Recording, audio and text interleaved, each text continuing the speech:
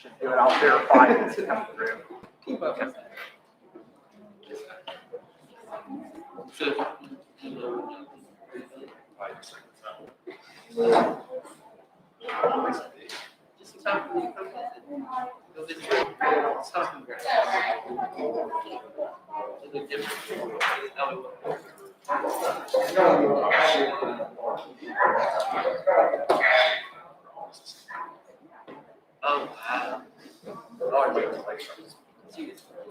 Everything down to all the utilities.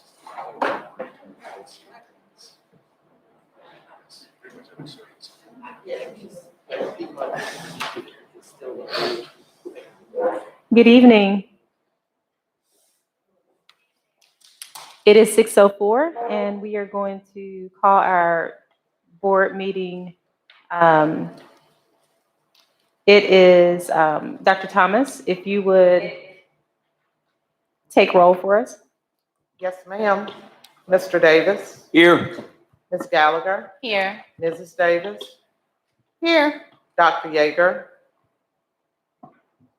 Dr. Dykeman, Here. Dr. Anderson, Dr. Gant, Here. Attorney Hull, Here. and Dr. Maddox. Here. Thank you. We have a quorum, and Dr. Anderson and Dr. Yeager will both be here. They're on their way. We'll move forward with item number 2, and that is to amend or adopt the agenda. The floor is open. So I move that we adopt the agenda as presented. Second. Okay, Mr. Davis made a motion. Dr. Maddox seconded it. The floor is open for discussion or questions. All right. All in favor of adopting the agenda before us, if you would raise your hand and say aye. Aye. And for the record, there are none opposed and none abstaining. Moving forward to item number 3.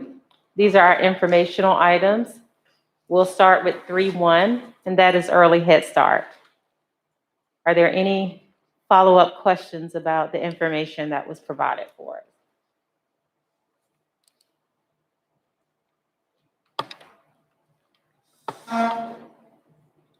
I have no questions. Thank you again for an excellent report.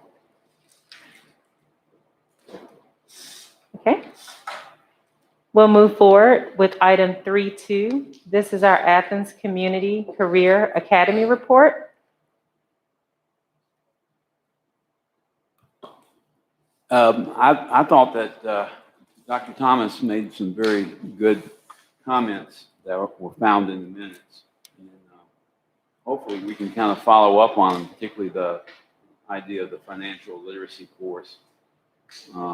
Is something that I think would be fantastic. So I don't know if we have the means to do that this coming year, but I think that would be great. Thank you, Mr. Davis. And we do have several community members who have asked if there are some ways that they can assist in some activities such as that. So even if we can't make it a full course, it may be something that we'll be able to do, like a Saturday seminar workshop, just to begin the process. And if it's within my purview, I would love to volunteer for that. I think I'm in love with finance. I don't have much, but I love it. And I got that from kids. Kids have been asking, so thank you. Thank you. Any additional questions or comments? No, I was very happy to see that report, and I always learn a lot when I get the Career Academy report. I think it's a good agenda topic for us real soon. Mm-hmm. Okay. We'll move forward with item 3.3, our SPLOS monthly report. Were there any follow-up questions or further discussion?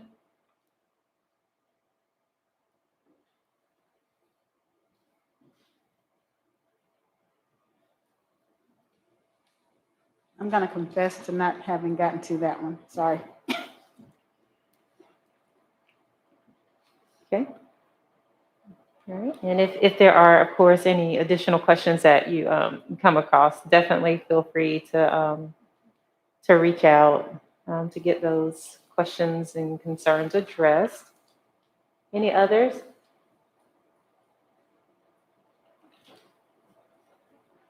We'll move forward to item 4. These are our board and community reports.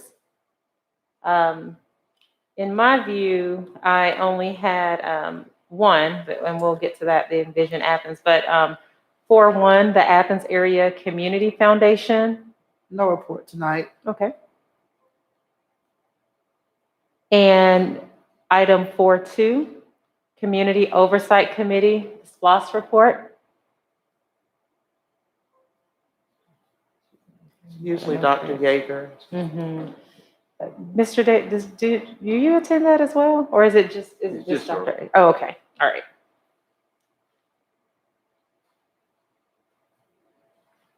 Okay, we'll move forward with Envision Athens. Ms. Davis, is there any additional information you want to add? I am so happy that I hit that send button just before I left the house. Thank you, Lisa, for being so quick to get that out there. I don't really have anything to add, but just an update on where we are with Envision Athens. Obviously, the initiatives are still very, very important and still being worked in the priorities that were set by the community as they were defined. The organizationally, and I don't know if they've had an opportunity to meet with you yet, Dr. Thomas, but you can expect a call or certainly a meeting with David Bradley, who is our chairperson, perhaps Reverend Lett, who is the co-chair, to talk about the future of Envision Athens. Right now, it is a unique organization, one of a kind, and we really don't have firm structure around that, and that has started to present some operational issues and concerns from some of the funding agencies. And so they'll be having a conversation with Dr. Thomas about moving forward and any concerns that the school district would have with any particular direction that we take, whether we go with becoming a nonprofit or some other hybrid organizational structure. So that is probably front and center on most of the IOC committee members' minds right now. And again, the work itself is continuing at a very rapid pace, I think. And I'm excited that the groups are still working together to try and include people that have an interest in the particular initiatives. Health is the one I pay close attention to. Educate Athens, I pay close attention to. Safety, I pay close attention to. And art and culture, I think those are the 4 primary ones that I tune into regularly. But there are 10 others out there, so if anybody else wants to jump on board and follow your passion, I would highly encourage you to do so. Thank you. Any follow-up questions?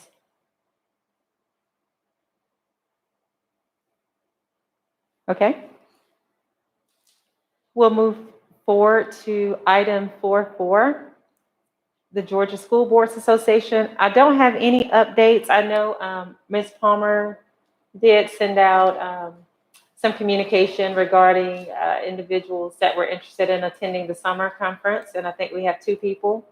I'm not sure if that registration has closed, but I'm just, as I'm talking, I'm remembering I need to follow up with you about something. The delegates, though, will not meet during that time, right, Mr. Davis? Is that what you all understood, Ms. Davis and Mr. Davis?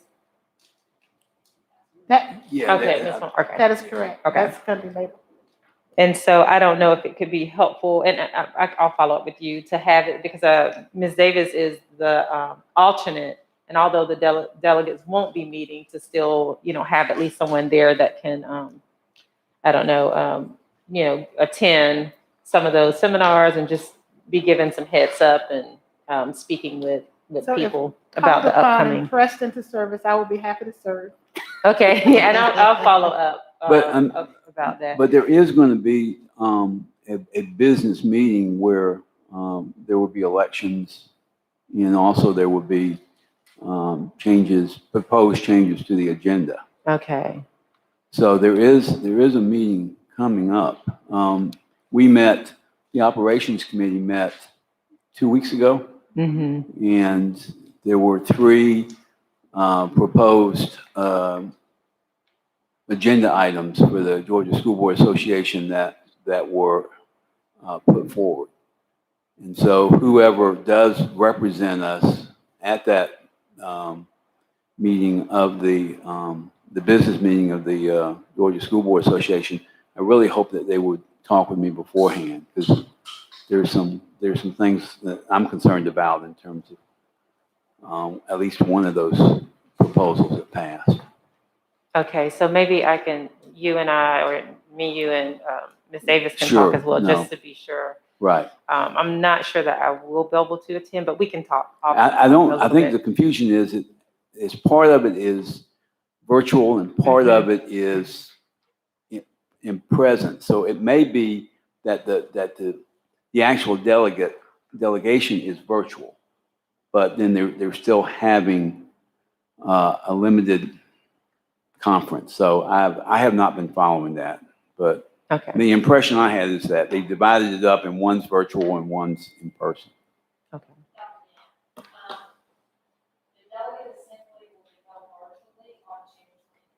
Okay, and that's after, that's, okay. Okay, and so we can maybe talk about what needs to be done. Okay. We'll move forward. If there are no additional questions about the Georgia School Boards Association, I think we have is it Ms. Gallagher and Dr. Anderson that are attending? Okay.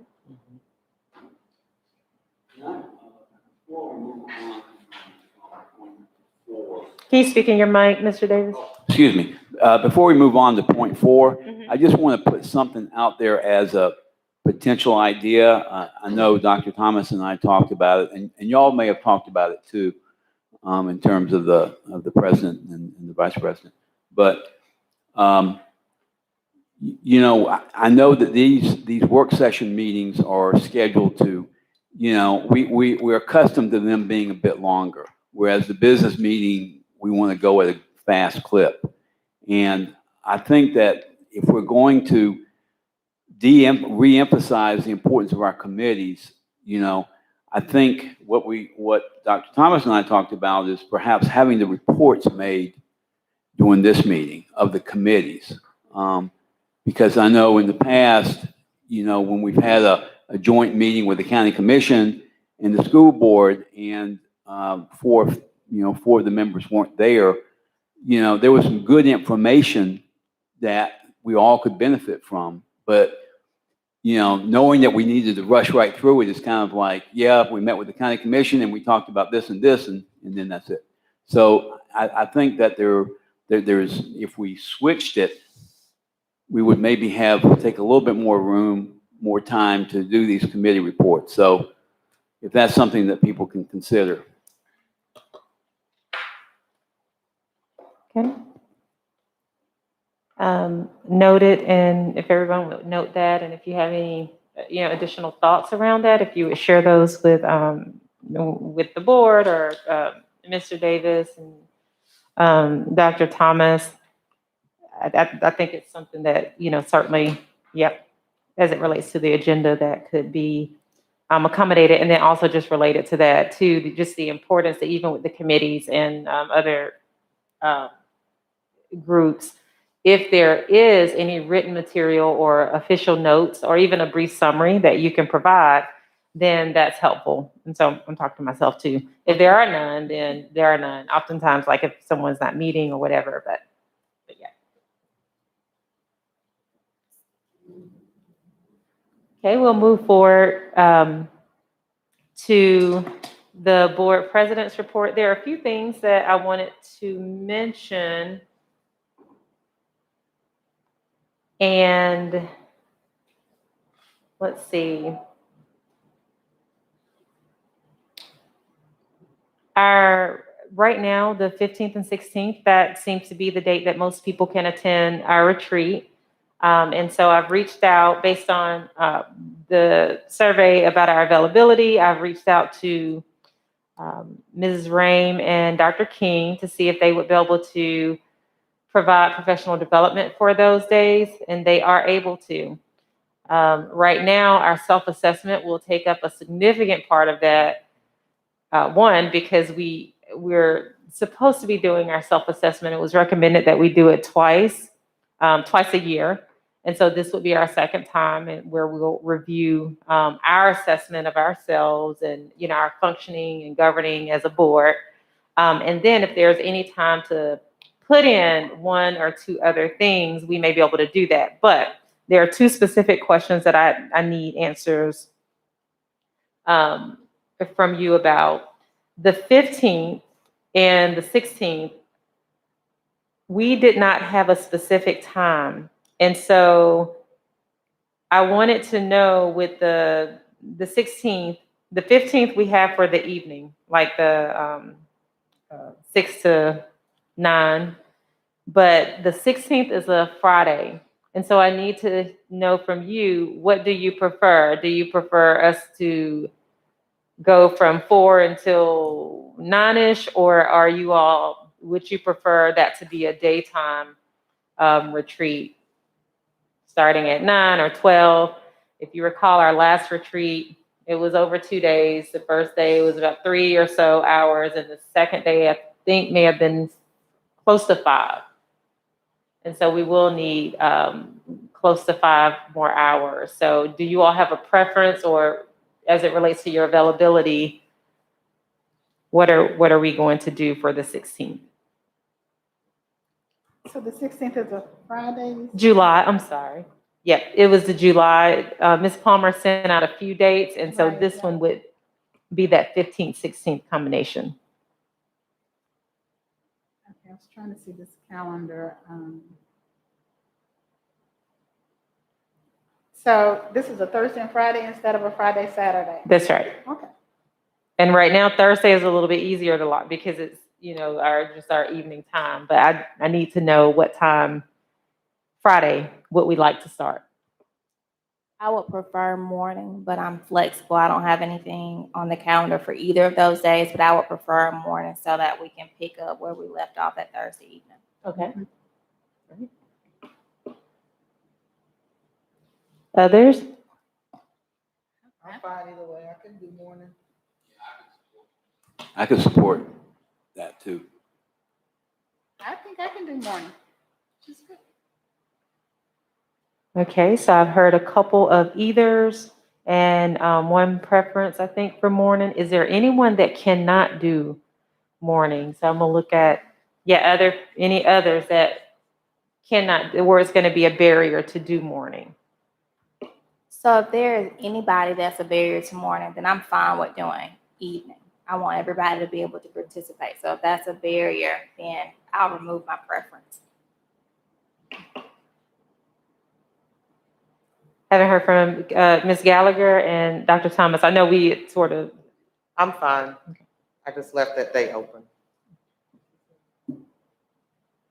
you okay? All right. Okay, so I will move forward with solidifying the time around that. And you can expect around 9 until 2-ish. Also 2-ish, maybe 3. It just sort of depends on how we structure that time. And I'll try to have some more information for you about that. Secondly, is this going to do what we prefer this to be in person? And I'm speaking of that Thursday and Friday. I think that would be good. Okay. And if the retreat places are open, that would be better. Where we can get the round, yeah, that would be better. Okay, so I'm hearing and saw a couple of nods for in person. Yeah, I think in person. Okay. Ms. Gallagher, you okay with Dr. Dykeman? Okay. All right, so we'll move forward with solidifying those plans and trying to put in place, if we have, an opportunity, 1 or 2 additional brief topics and maybe a team building, but I'll need to get with Dr. Maddox and Dr. Thomas regarding that. But we absolutely know that the self-assessment has to be a part of that. And by then, we should have our self-assessment results. Speaking of self-assessment results, we are in the process of, we're moving closer to the survey being administered to stakeholders. And so be looking for some updates regarding that.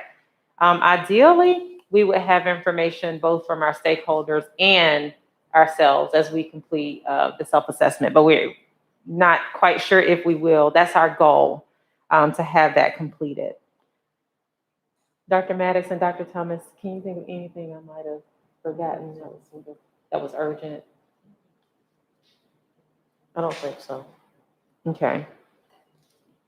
If you have any questions about any of those, you feel free to reach out and let me know. Mr. Davis? Well, maybe as a team building, we can do a zip line from one school to another. Right. Dr. Thomas, is that something that? So moved. I'll lead it. So moved. I'm going to defer and allow you to take my turn as well. Right. Okay, well, that, there was one more thing that I thought I had in my notes, but it's not there, so maybe it'll come to me. But that concludes my report. And we will move forward, Dr. Thomas, to item 6, and this is the superintendent's report.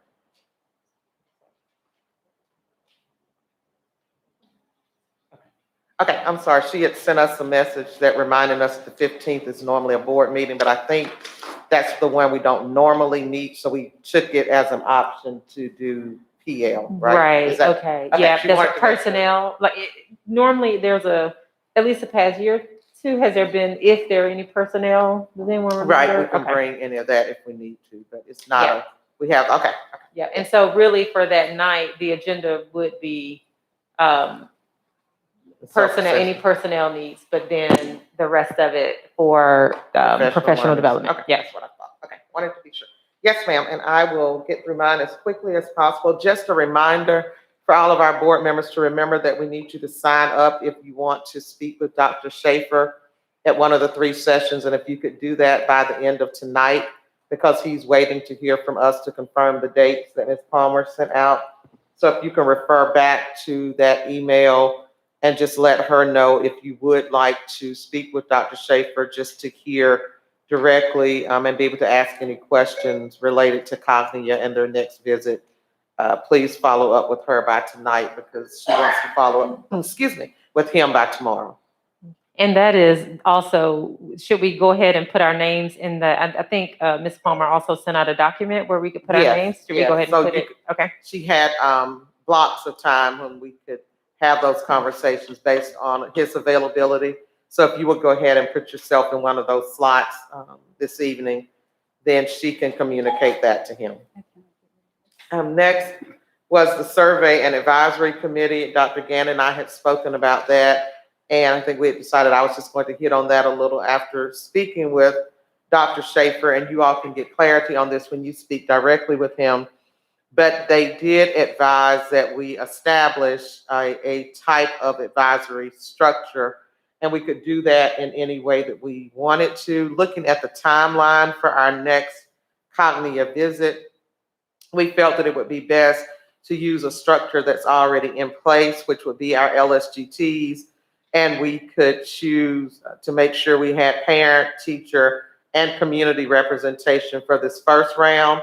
And then Dr. Gann and I talked, and I think it was Dr. Schaefer, or it may have been Sam or Julie. Someone suggested that we could even maybe look at board members appointing people from their district to serve. So that's something we thought we could look at moving forward as we develop a structure for an advisory committee, and then have a process that maybe as new board members came in, that was something they did so that we would have a rotation of those individuals coming off. And we will be still doing the Student Superintendents Advisory Committee, and that will start when the school year begins. So I think that will also be a good group to give us feedback and input that we'll be able to share with Cognia when they come. So we will be, I'll work with Mr. Harris to identify members of our LSGT to serve in this capacity. We are working on another reopening plan. ARPA, the American Rescue Plan Act, does require that we have a reopening plan, and we were already working on that anyway. So just a process by which we will approach different things coming back in August. You know, what will transportation look like? What will cafeteria eating look like? What will recess look like? So things that we already had a plan for, but now they're asking us to have a new plan, and we had already recognized that we just need to know what will be different than what operations were pre-COVID, what mitigation measures have we put in place that we're going to continue, what do we need to add? So we will be working on that, have started working on that, and hope to be able to get that to you all in the next month or so. Another reminder, graduations are coming up May 21st at 10 o'clock is Cedar Shoals graduation at their field. And at 2 o'clock, we will have Classic City ceremony at the Cedar Shoals gymnasium, so that we can spread out. So both of those events are on Friday, May 21st. Clark Central's graduation is Saturday, May 22nd at 10 a.m. And then, as we've done in the past, we will rotate those each year. The schools seem very excited about being able to have them on their school campuses. It's something they haven't done before. And so I think maybe we're starting a new, less expensive tradition that kids are really embracing and like ending at their home school. So we're looking forward to that, really excited about starting something new. Almost finished. We have our auditors here right before they come up on the agenda, and we will get to it in a moment, but we do have our board ethics and conflict of interest documents, so we will go over. As a reminder, feedback that we received from you all last year was that having those documents embedded in your annual training report felt too routine. And the decision from the group was that we wanted to be more intentional about reviewing those documents, reviewing our commitments, actually taking time to look at those rather than them being included just on that other form. So you still will have to sign off that you've reviewed them on that form, but we will pause this evening to have time to do that. But before that, we have our auditors here, and we're really excited because Mr. Schoeneman and his team do an excellent job, and I hope that their report today will confirm that. I know you all have already received some of that information, and then after them, we are going to have our strategic plan. Thank you all.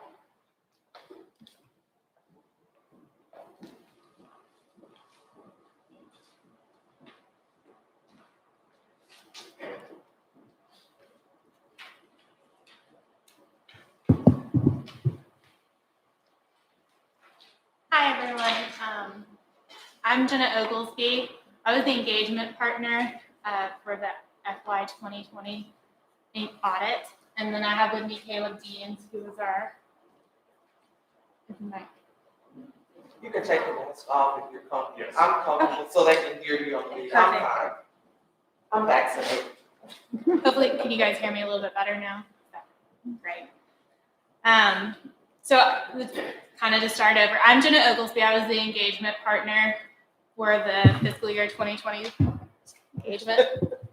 We're going to hear you. Okay, I'll get a little closer too. I'm soft-spoken to begin with, so that does not help. So I'm Jenna Oglesby. I was the engagement partner for fiscal year 2020, and this is Caleb Deans. He was our team lead. I just want to start off by thanking you all for your time having us and having us out for the engagement and your hospitality throughout the whole process. One of the things I'm going to talk about is just kind of explain what the school district's role was in our engagement process, and then also what the auditor's responsibilities were and what we provided to you, which has been included. You have our final report as one of the PDFs, so that is our finished product. It's also published on our website if you have any interest in looking at it there, so it is out there for the public. Just kind of start with what management's responsibilities were. What we asked the school district of is to provide us with those basic financial statements, and also to provide us with supporting notes to explain more thoroughly what's being discussed in those financial statements. We also ask that there are required supplementary information. So that's going to be your schedules that you see in your audit report. Those talk about your pension plans with TRS and ERS and your liabilities there, as well as your other post-employment benefit plan schedules, and then your budget schedule. We also ask that you provide us with supplementary information schedules, which would be that schedule of federal expenditures, and then also your state revenue schedule and your SPLOST schedule, all of which were provided and completed by Byron. as the financial statement preparer. And he was able to provide those with us at our preferred early deadline of November 15th, which is always a wonderful thing. Additionally, we asked the school district to be responsible for having internal controls over that financial reporting process. And we asked as well for them to have internal controls over the federal programs for the major federal programs. And we ask that you have all the federal compliance requirements in place at the school district as well. Just to kind of explain, the major federal programs is something that we rotate every year that we look at in addition to the financial statements and your financial position. That would rotate between like the child nutrition cluster, the special education program, the Title Ed, Head Start. So for fiscal year 2020, we looked at the special education program and the Head Start program. Those were the federal programs that we will refer to as major federal programs that we placed an opinion on. We also ask that the school district provides us with supporting documentation and that they implement any correcting adjustments or implement any corrective action plans based on any deficiencies that we would report in the prior year or in our current year. I'd like to take a moment just to kind of thank Byron and his team. Byron really took the initiative for us and provided us with those financial statements early, a lot of that documentation earlier. It's kind of an auditor's dream when they start sending things to you before you even start your engagement. So he was able to provide us with a lot of documentation we needed as he was preparing his financial statements, and then took time to send us things as we needed. So we were able to get started before we were even officially on the engagement, which is always nice. And then throughout the engagement, Byron and his team, as well as Pam Cook and the Heidi Hill and Karen Higginbotham, the directors of the federal programs that we looked at, they diligently provided us with all the documentation and really made for a smooth engagement. So we can't thank them enough. As far as our responsibilities as the audit department, we're responsible for giving you guys an opinion on whether or not your financial statements fairly present the financial position and operations of the school district. We also are responsible for being independent so that we may provide you with an unbiased opinion on that financial position. We also provide you with an opinion on those major federal programs that I discussed, the special education program and the Head Start program. And then we also are responsible for distributing that audit report, as you would see on our website, and you should have received in a release email to let you know that the report was out there. We also always just like to kind of point out that we are not going through and issuing an opinion on internal controls. The only internal control matters that you'll see reported would be something that would come across our desk as we do our financial procedure audits or our federal program procedures. So we don't go and issue a full opinion on those internal controls. So I'm going to take a moment to let Caleb speak to what those procedures were.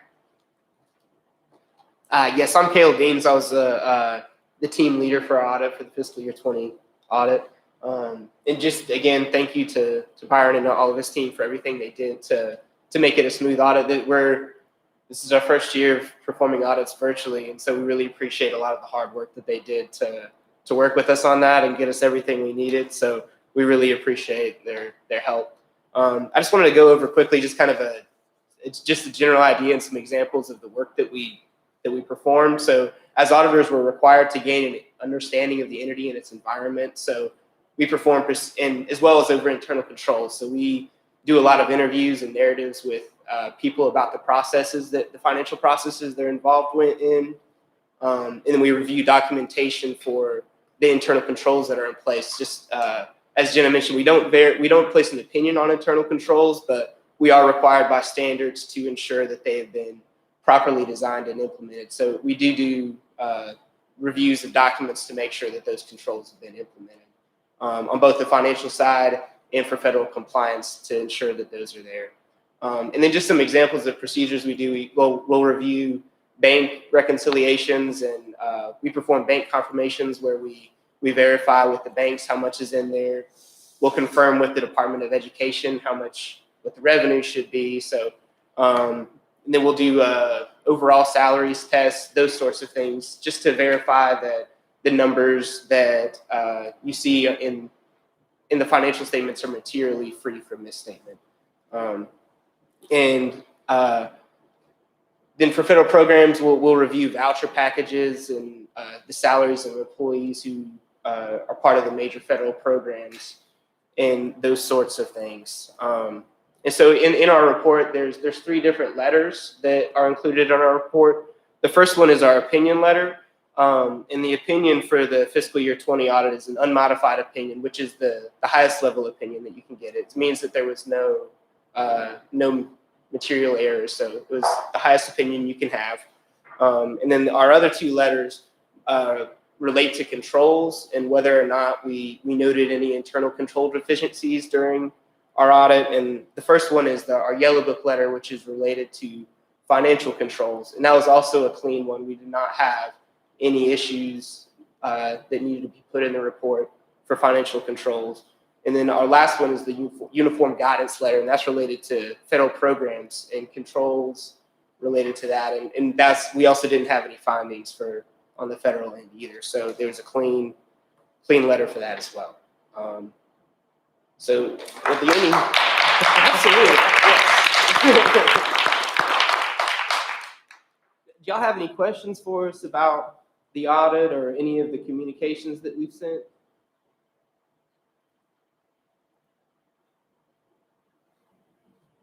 All right, now I'll let Jenna present the award.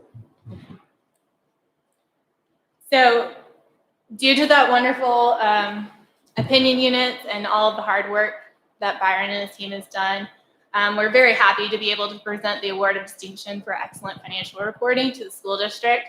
I know from speaking with Byron, it's been a few years, so it's definitely an exciting time for all of you. Just to explain to you guys why you're getting the award, the main criteria is that you must submit quality financial statements in a timely manner, as well as any supporting documentation for our audit in a timely manner. The second requirement is that you have to complete an annual financial report and receive an unmodified opinion, which Caleb had just discussed, as well as being free from any significant deficiencies or material weaknesses, which we did not have any findings, so that's fantastic. The third criteria is that you have to comply with all the transparency and government requirements. And one of the things that we ask is that we receive those financial statements before November 15th, which was fantastic that Byron was able to provide those to us. And I'm happy to tell you all that you are one of 42 school districts out of over almost 150 school districts who receive this award. So it is a fantastic achievement.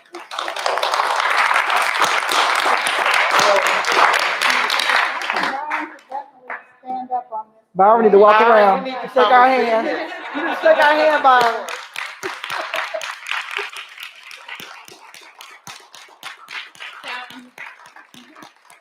I'm very happy to be able to present this award to Byron for all of his hard work and all of his team's hard work. Every day they work hard to make sure the findings lead up for everyday transactions beyond just those financial statements. So it's a great achievement for him and his whole team.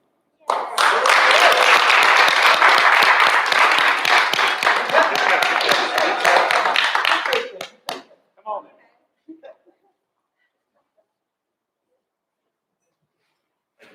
Thank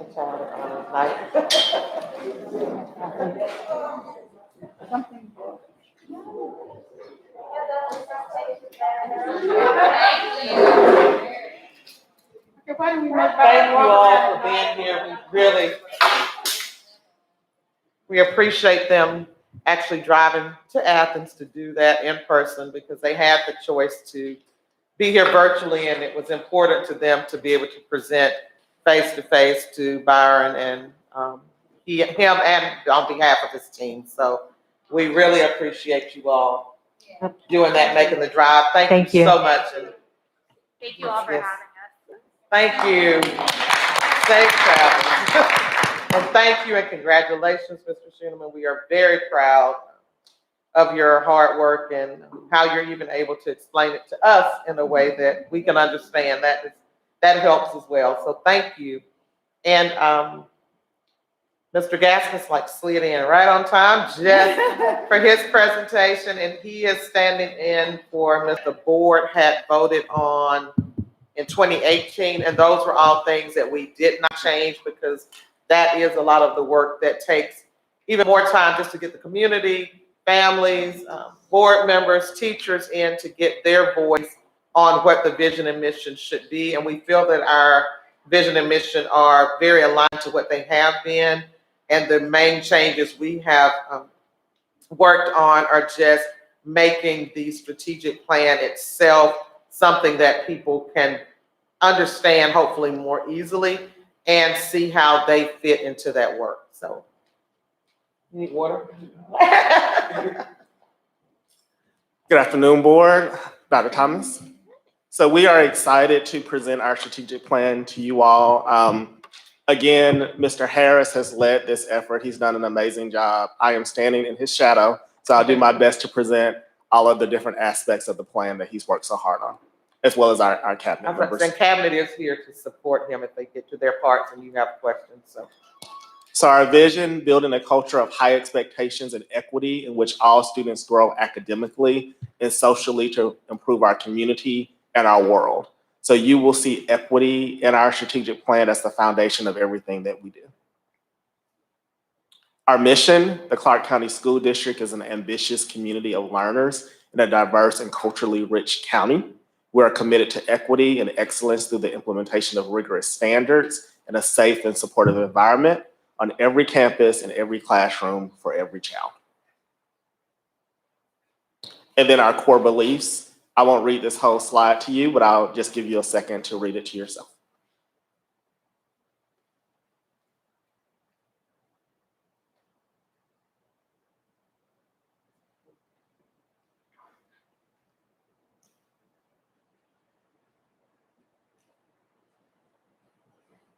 So as we continue, we just want you to have an opportunity to look at the timeline that we've worked on so far.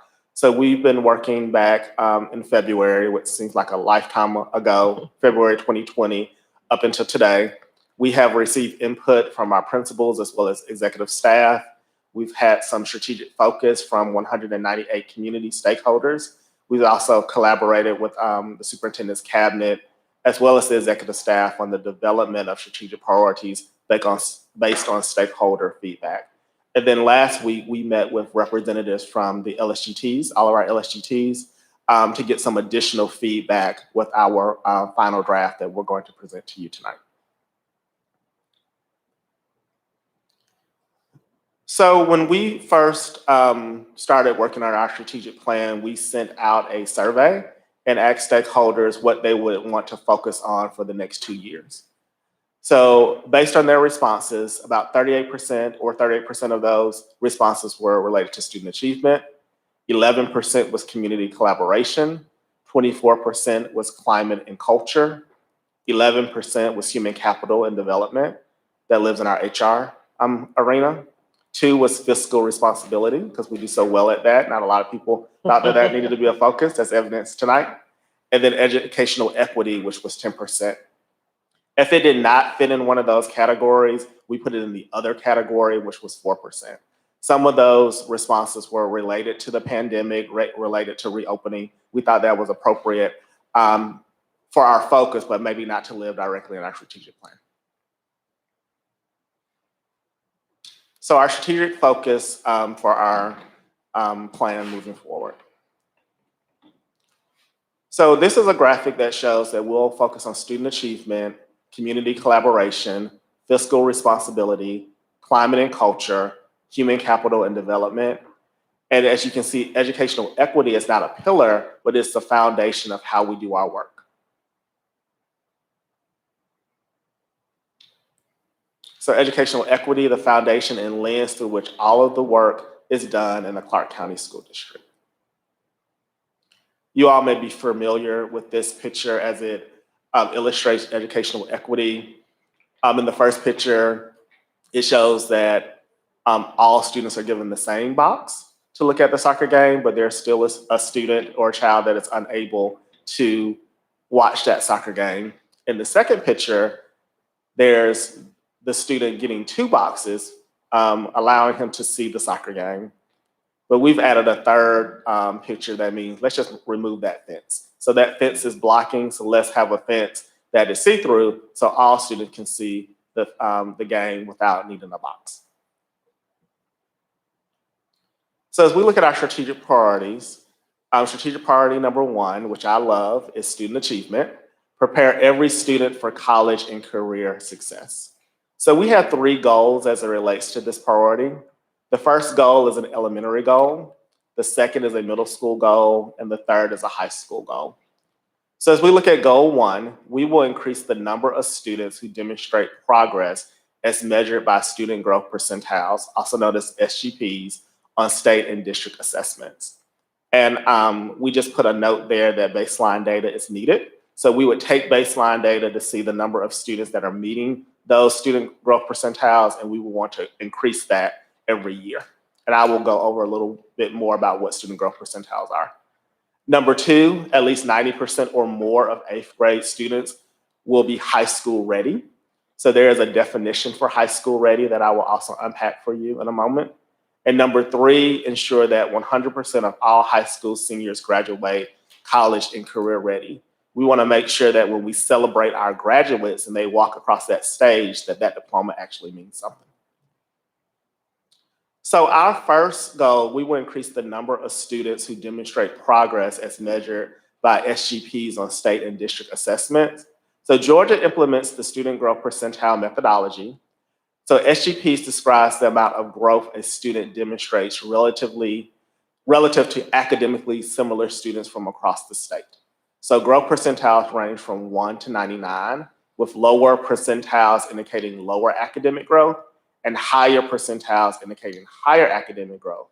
With SGPs, all students, regardless of their achievement level, have the opportunity to demonstrate all levels of growth.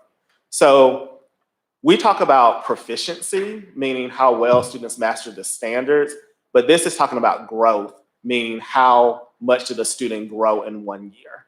We want students to grow at least a year of growth.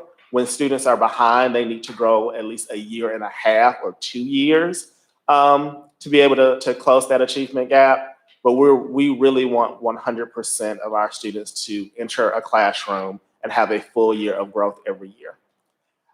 There's a chart that I included. The blue circle represents Clark County's math scores in 2019. It's hard to read. Let me see if I can use my clicker. Maybe I don't know how to use this. I don't think I do. So in the top right-hand corner, thank you, Lisa. If you go to the top right-hand corner, that represents high achievement and high growth. That's where we want all of our students to be. All of those bubbles represent all of the districts in Georgia, and then the blue bubble represents Clark County. If you go to the bottom right, that represents low achievement, but high growth. So although students may not be meeting grade level proficiency, they still may be making growth. If you go to the bottom left-hand corner, thank you, Lisa, that represents low achievement and low growth. We don't want anybody there. And then if you go to the top left, that represents high achievement, but low growth. And so we may have students that are doing well in their courses, but they're not having the same type of growth that their peers across the state would have. So we don't want to live in that box either. We want to live in the top right box where our students are achieving academically and they are making growth.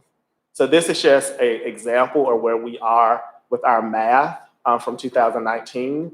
We would all like to see that bubble go to the right and up a little, meaning that our students are achieving and showing growth. Our middle school goal is at least 90% or more of 8th grade students will be high school ready. So readiness is measures whether students are participating in activities, preparing them for and demonstrating readiness for the next level, college or career. So the indicators for middle school include literacy, student attendance, and then there's a category called beyond the core. So literacy is based on the Georgia Milestone Assessment that students take. Attendance is when those students, attendance is really kind of complicated to calculate, but basically is a student attending, are they absent 10% let me make sure I'm saying it correctly, 10% or less of the days they are enrolled. So if they are enrolled for 180 days, they're not absent any more than 18 days, which is still a lot of days to be absent, in my opinion. Beyond the core is students receiving a passing score in our fine arts classes, our world language classes, our PE and health classes, as well as those career exploratory courses.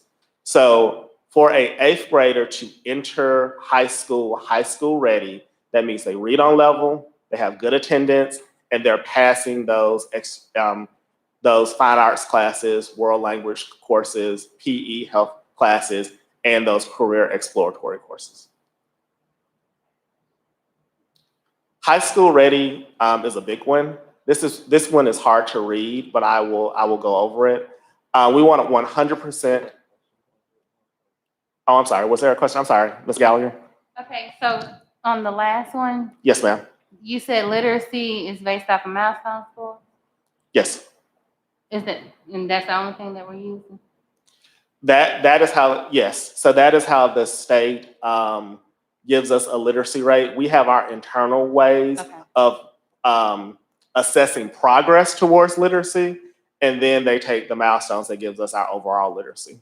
But we are only basing the strategic plan off of what the state says, not what we do in-house. They are connected. So everything that we do in-house is preparing our students for the standards, and those standards are assessed on the state assessment. I guess when I asked, so we're basing success off of what the state says, not what we evaluate in-house. So they are connected. I think, my perspective is that when our students graduate from Clark County, they are competing with students all across the state, and we need one, formal way of assessing them. So we know that an A in Clark County is the same A in Oconee or Jackson County. So our students are competitive when they apply for colleges. And I think part of that too is the state is assessing us on this as well. So we're also using other assessments to look at growth and look at performance. So we're able to say, based on this, and the BASC or the iRead or whatever it is we're using, we are seeing growth. But at the end, we have to ultimately be accountable with what the state requires. But we do use other assessments, and we're able to share that with parents, share that with students about their growth. So we don't just say at the end, this is what you did in milestones, this is the end all be all. Those other assessments are shared with parents throughout at conferences and when they have other meetings and conversations with the students and the parents to show how their performance is. Okay, that's what I was getting at, because I don't want us to be like, well, we didn't get 90% because we're only basing it on milestones. But if in-house we're saying we looked at all of these things and students are actually there, at least we have something else to look at. I agree with that. And part of how we will report to the board is our in-house assessment. And then the other thing that I would add, and when we chose our district assessments through an RFP process, part of one of the indicators is this assessment a predictor for how our students will do on the state assessment? So we don't want it to be like a false positive where our students are doing really well on our district assessments and then they take the state assessment and they do poorly, or the other way around where students are doing poorly on our district assessments, which creates some level of frustration, and then they take the milestones and it's totally disconnected from what they would perform. I think that's a great question. Any other questions before I proceed to high school? On those assessments that the district does, there are report out on the tools. Oh, I'm so sorry. On those particular assessments that we are doing internally, is there, I'm sure you're tracking it for the students' performance, right? Because that's what directs the next steps for them. Is there anything that's being reported out in terms of the effectiveness of the tools that we're using? Yeah, so we review that every year. There's a James Barlaman, who is our director of data and research. He runs, I can't remember what the term is, but he runs a report that shows how closely the district assessment was to predict how students actually did. And when there is a discrepancy, then that's something that he looks further into. Thank you. Yes, ma'am. Can you explain the green and the red arrows, what those numbers are? Yes, so this is old data. I just wanted to use this to show what the state reports. The green and the red shows if it was an increase or a decrease from the previous year. So from 2018, there was an increase in the literacy rate and student attendance rate, and this represents just middle school, and then there was a decrease in the percentage of beyond the core. And so, Mr. Gaskins, we do have then the only thing we don't have the baseline data for would be that, the SGP. Correct. So, and we would normally, if we had taken the milestones the previous year. So you need to have 2 years of data to calculate an SGP. So we would need to start over next year because there has been a gap. So those fourth graders are different kids.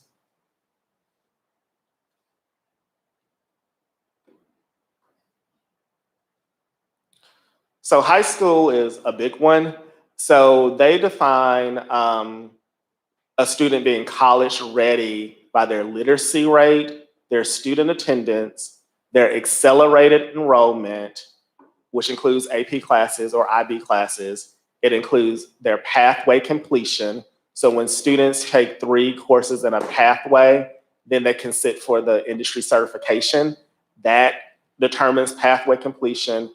And then college and career readiness. So if a student enrolls in a school and they don't need to take a remedial class, they don't need remediation at the college level, that determines college or career readiness. The great thing about these indicators is our students just need to have one of them. So they need to either be enrolled in a dual enrollment class, have a proficient AP score, have a proficient SAT or SAT score. So one of those indicators would determine that a student is college or career ready. And so part of our work as a district is to really educate our parents and educate our students how important it is for industry certification. You may not think you want to be a welder today. You might be a welder tomorrow having that certification. It is important to take those rigorous course loads. Dr. Thomas and I spoke about a student that is going to a school that has a great GPA, but she did not take the rigorous courses. So she's not eligible for the Zell Miller, and that's going to, or Hope, and that's going to be a financial burden on her family. So these indicators will really help our students post-secondary, regardless if they want to go to college, if they want to go to the Army, if they want to go straight to work. Really focusing on being college and career ready will be our focus. And every single student that crosses that graduation stage, we want to make sure that they have at least one of these indicators so they are successful. Yes, ma'am. Maybe not, it may not be during this presentation, but at some point, could you kind of give us an example of some of the tools we're using to help our students achieve this? So I can talk about one that's on top of my head, and I don't want to take up too much time. I don't want Dr. Thomas pulling me. But one of the strategies that we will implement is really around a comprehensive counseling plan, starting at the middle school level. There's a lot of opportunity in 8th grade. Really, our CTAE students' interaction with CTAE starts in 5th grade, and students are supposed to explore that, and then they're supposed to pick a pathway in 8th grade, and then be able to finish that pathway and have industry certification by the time that they graduate. That is inconsistent for us right now. We think that training our counselors to have those conversations with our parents and have those conversations with our students is really important. So that's just one strategy that we want to implement. Another strategy is really beefing up and strengthening our 9th grade academy. So we want kids to get across the stage, and we spend a lot of time with those credit efficient seniors to get them across the stage, but it actually starts in ninth grade. So if a student is failing 2 classes as a ninth grader, they're usually not going to graduate on time. So we want to catch them early. So those are just 2 strategies that we're going to implement as it relates to this. Another one, just because I'm excited about it, is that we're putting some kiosks in our community as it relates to CTAE. So we just, Dr. Ramirez, who is our director of CTAE, wrote a grant and received the grant. So there's going to be information about all of the pathways that we provide in CCSD, like at our libraries and some of our leisure services buildings, so parents can see and not just have to get that information from students. I'm sorry, I'll get off my soapbox on that. No, I promise I won't take up too much time, but I would just say, playing around at Infinite Campus, I discovered some tools that could be very beneficial, that I don't know if a lot of parents know about them, but the different assessments that, or workplace paths that our students could be taking that we already have access to. So I don't know if that could be a part of the education, or maybe I was just slow to learn about that. It was pretty cool. No, I think you're right. A group of students called me out on a radio show just the other week because they take Zello. We use Zello and we use it every year. And the students said, what are we going to do with it? You all have us take it every year. It talks about our pathway, but that's the last time we hear about it. So I was like, okay, that's part of the comprehensive counseling plan that we need to develop. So I appreciated that question, especially from a student on the radio live. So that is something. So that is something, that's part of our strategy that we have to work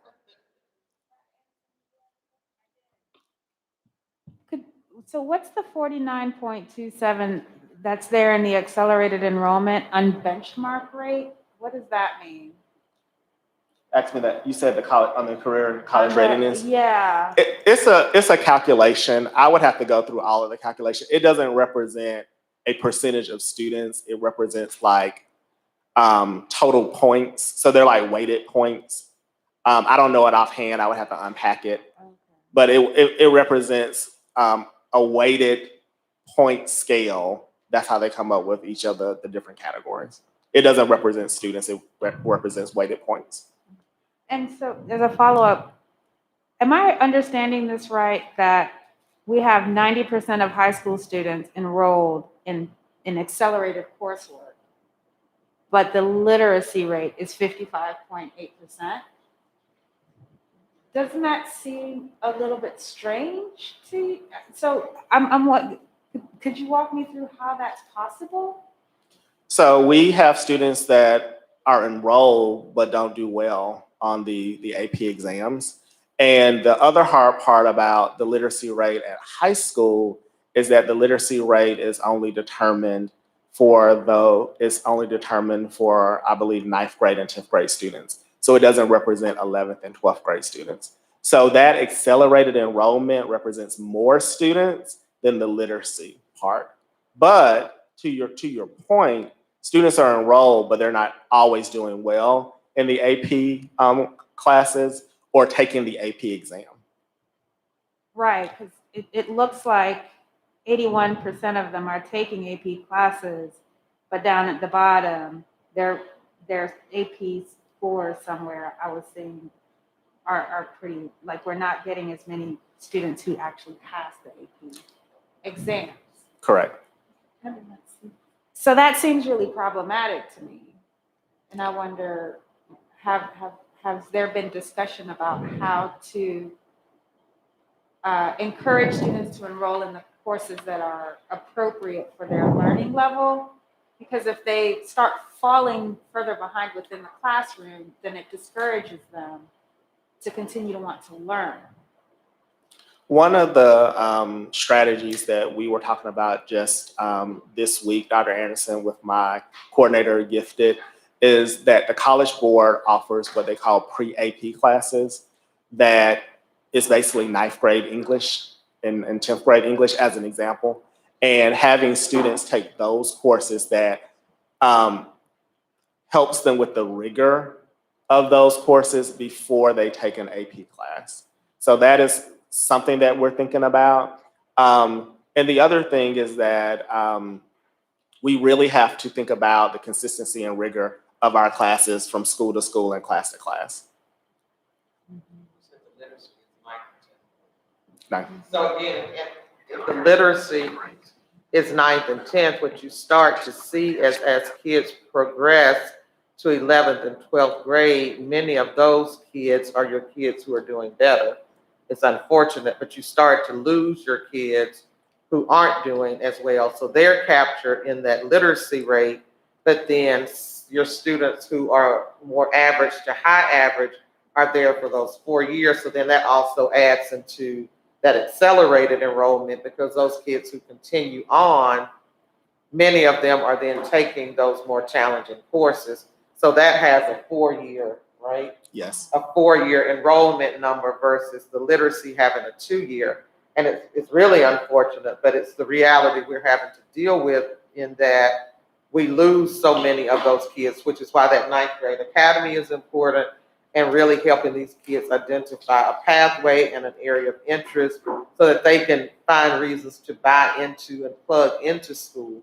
But if you see, because I was at the honors night last night, and when you look, there were tons of kids, but what that said to me was, these are the kids that are still here.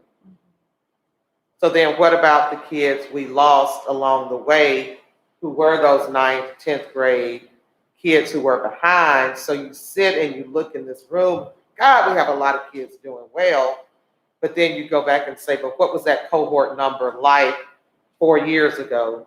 And how many of that cohort group is still present today? So I think you start seeing, your discipline goes down the higher up they go, because again, you see, unfortunately, kids who aren't as engaged and connected stop attending school. So those are all unfortunate realities that we have to address, though. And a disclaimer, and I'm not saying that this data is far off, but this is old data, just as a disclaimer. So I'm not off the top of my head sure what our current data is as it relates to AP, but this is data from 2019. Yes, sir. Yeah, first off, is that having taught 9th grade for 12 years, I mean, it is the year that trips up these kids because they're not ready. That was my experience. I'm not saying here, but that was my experience. One thing, you talked about the use of the counseling staff. Hopefully, and I'm sure you're doing this, but giving the information to the classroom teacher, and to really give them time to actually work with the students. Now, I don't know when we go back to school in August, I don't know if we have those times in high school, particularly in the freshman academy, where they can meet at least in small groups with staff or ideally individually, but not just leaving it on to the counselor. And I think that's a great point for clarification. So a comprehensive counseling plan includes more than just the counselor. At our high school, we do have advisement teachers. They do go to advisement at least once a week. I think a comprehensive counseling plan is really about the individual needs of the student, and then we connect the students with the adults that can assist them in meeting the goals of their plan. But I agree. Okay, and just by way of example, how serious this can be. My youngest son did not go to UGA because he did not turn in his SAT scores, and they left it all the counselor. There was one counselor, and she had a whole bunch of people, and he fell through the cracks. So they're just kids out there, and so the more adults we have in the building that are focused on them in terms of their career objectives.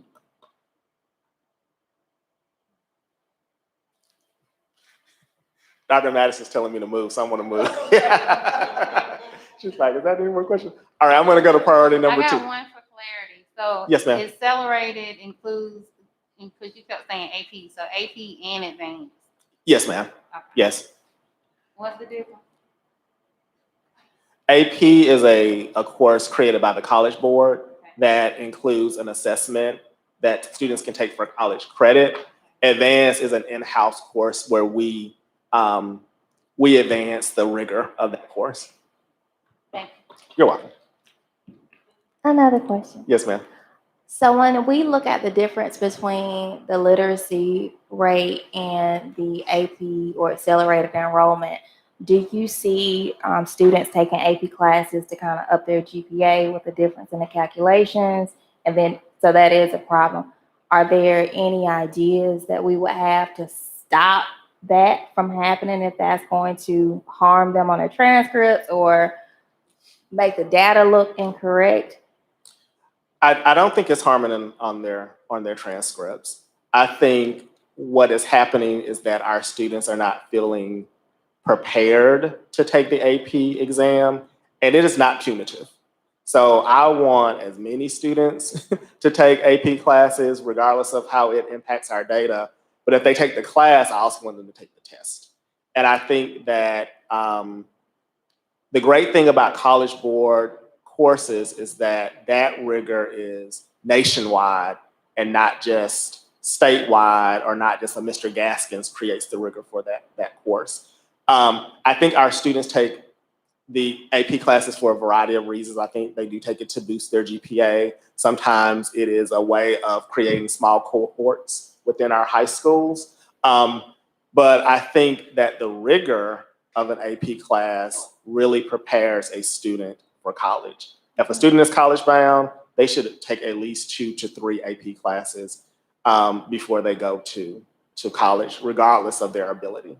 There is a human geography class that we want to offer at 9th grade. It is an introduction to AP where students are really learning how to study, learning how to take notes. Those are all strategies they need when they go to college.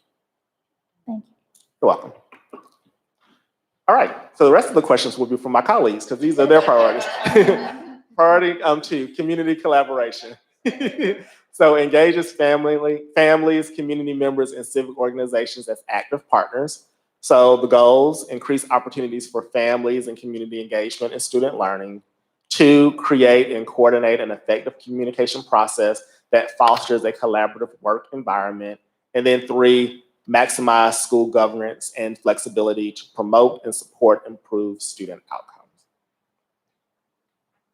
So Mr. Harris is owning, am I correct, Ms. Dr. Tom? Mr. Harris is owning the community collaboration priority. Any questions related to this one?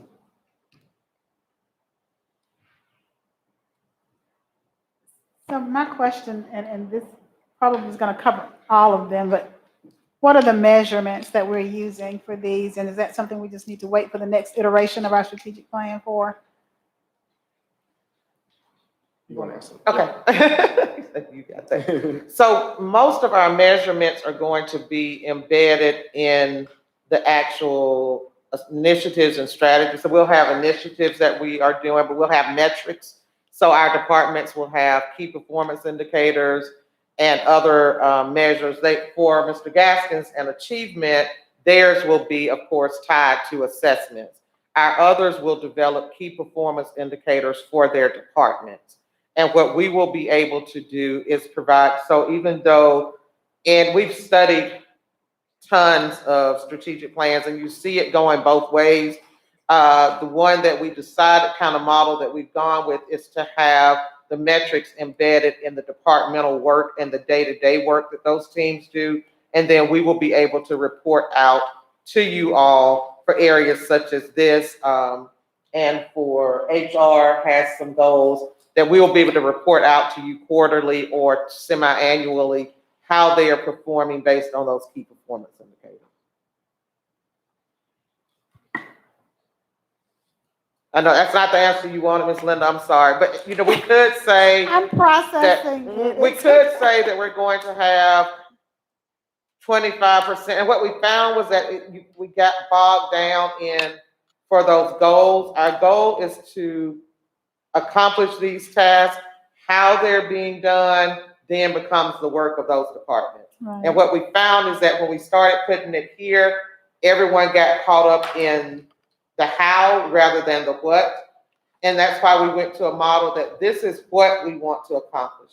How we're going to accomplish it becomes the operational work of our teams. And in that, then they will look at that data.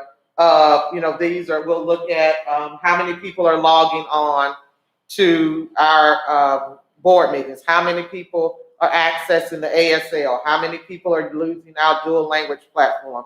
But when we started putting all of that in here, it became almost a distraction. So you can access that data, and we will have that for board and communities at any point in the actual work plan. But in here, we started, it just became so much, well, we're measuring this, and we're measuring that, and we're measuring this, and we are, but that's just in part of their work plan. So this is what we want to do. But then the how and how we're going to measure that will be available. It'll be in our dashboards, it'll be accessible, and it'll be presented. But we just started really, it got almost messy because people were listing everything they were going to do and how Donnie would measure how many people looked at Facebook, how many people are logged on to the meeting tonight, how many people are, going to this engagement event. And all of those things then come together and give us a picture of how we're doing. But to be able to drill that down to one specific indicator that we felt gave a full picture of this wasn't effective for us. So we have many indicators that are on their work and department documents that we will be sharing with the board. I don't know if that made sense. Thank you.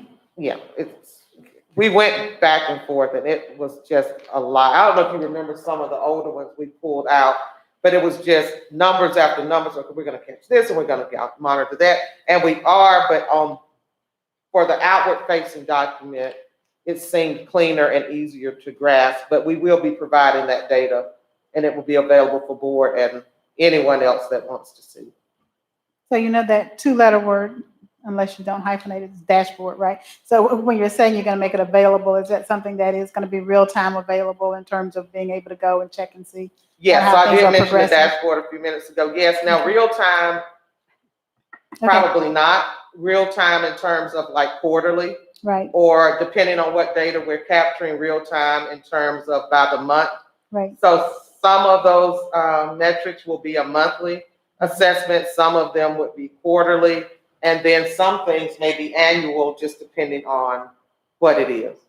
Retention rate. Yes, so retention rate would be a good one that you would see annually. Sure. But then you would be able to see some of these, like really for community effective communications process, that's something you would be able to see on a monthly basis because Dr. Porter and his team, Mr. Harris and their team keep up with monthly those metrics for engagement and how many people. Like I asked him just this week, we were talking about the use of our interpreters for signing, and he was able to tell me immediately how many people logged on to that channel last month.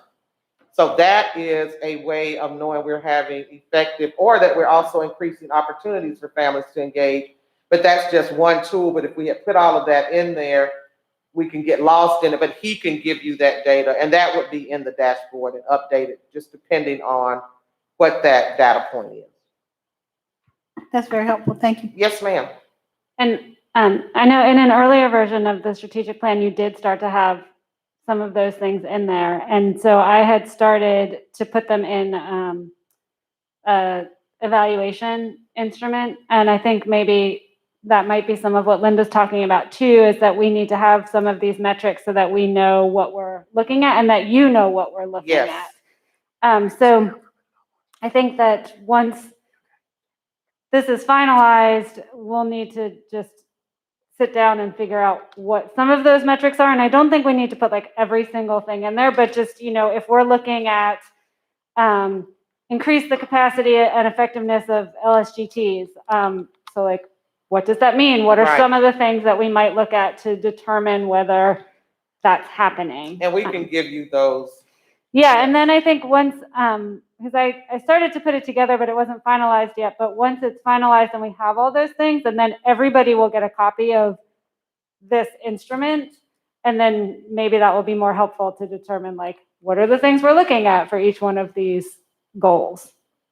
Yes, because I need to see that, not the part for the evaluation, but even what you were saying, I said to the team the other day, I said, where's that document that shows me everything you're using for your department to measure? Because I also need that in my weekly or biweekly conversations with them to say, okay, this is what we're doing, and being able to look at those specific data points. I need to see, so basically exactly what you're saying. I want to be able to see, so when we have conversations, we can actually have data-informed conversations about, are the tools working? Are there benefits? Do we need to change something with how we allow people to log in? Is there something we need to be doing differently if we're looking at exit surveys mid-year? What is that telling us so we can make corrective measures, not have to wait until the end of the year to address some of those things? So yes, and we'll be able to give those to you. We kind of eased up because we wanted to make sure that we were at least aligned in what our goals needed to be. And we have strategies, but before we went too far down the metrics way, even though they've started, we wanted to make sure that there was at least a common agreement on what our areas of focus should be. So we'll get that to you.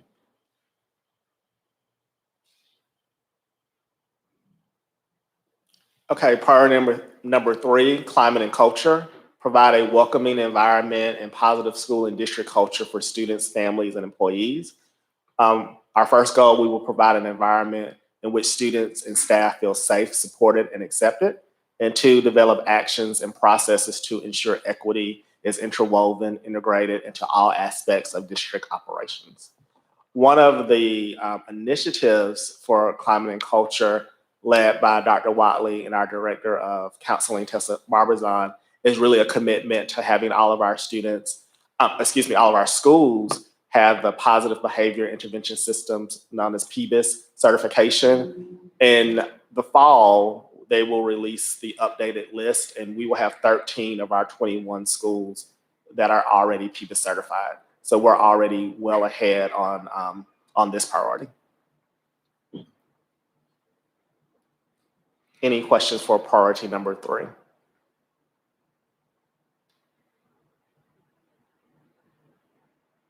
Priority number 4, human capital and development.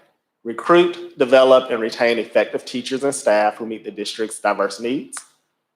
Goal number 1, implement a recruitment and selection plan that attracts highly qualified candidates of diverse backgrounds to our system. 2, provide opportunities for growth and advancement for all employees. And 3, increase the retention rate of effective teachers, leaders, and support staff.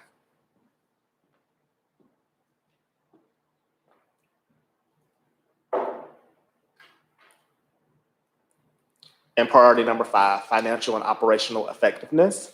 Manage and protect public funds and assets through efficient and effective use of available resources. Goal number 1, build and maintain an adequate cash reserve to cover unanticipated deficiencies in revenue or unanticipated expenditures. 2, improve effectiveness of fiscal operations and resource allocations. And 3, provide and maintain safe and operationally responsive facilities and learning environments for all students and staff.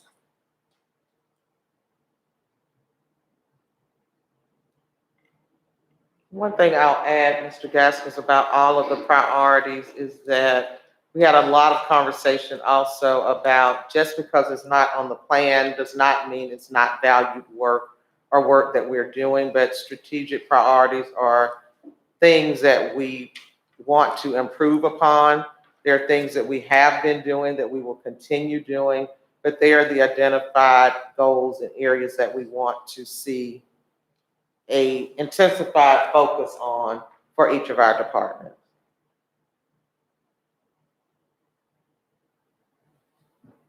Any additional questions? Where is this? Because it's not in my board docs.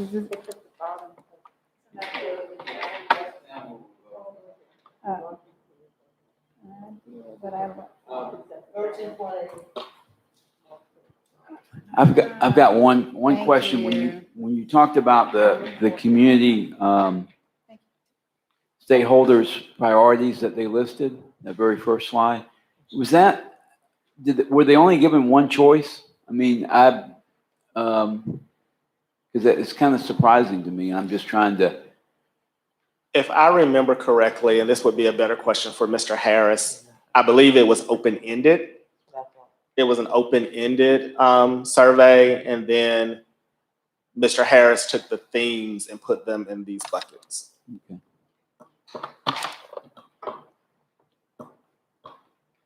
Okay. So this is to follow up with the KPIs and the measures, the outcome measures. Will there be an opportunity for us to observe like what the benchmarks were for all of these goals? So that we're able to see how progress is? Yes, that growth and definitely. progress? So the first column, will be, this is our benchmark, and then we will monitor, and then we'll set a target, but then we will be able to monitor that growth throughout, going across horizontally. Yes. Okay, thank you.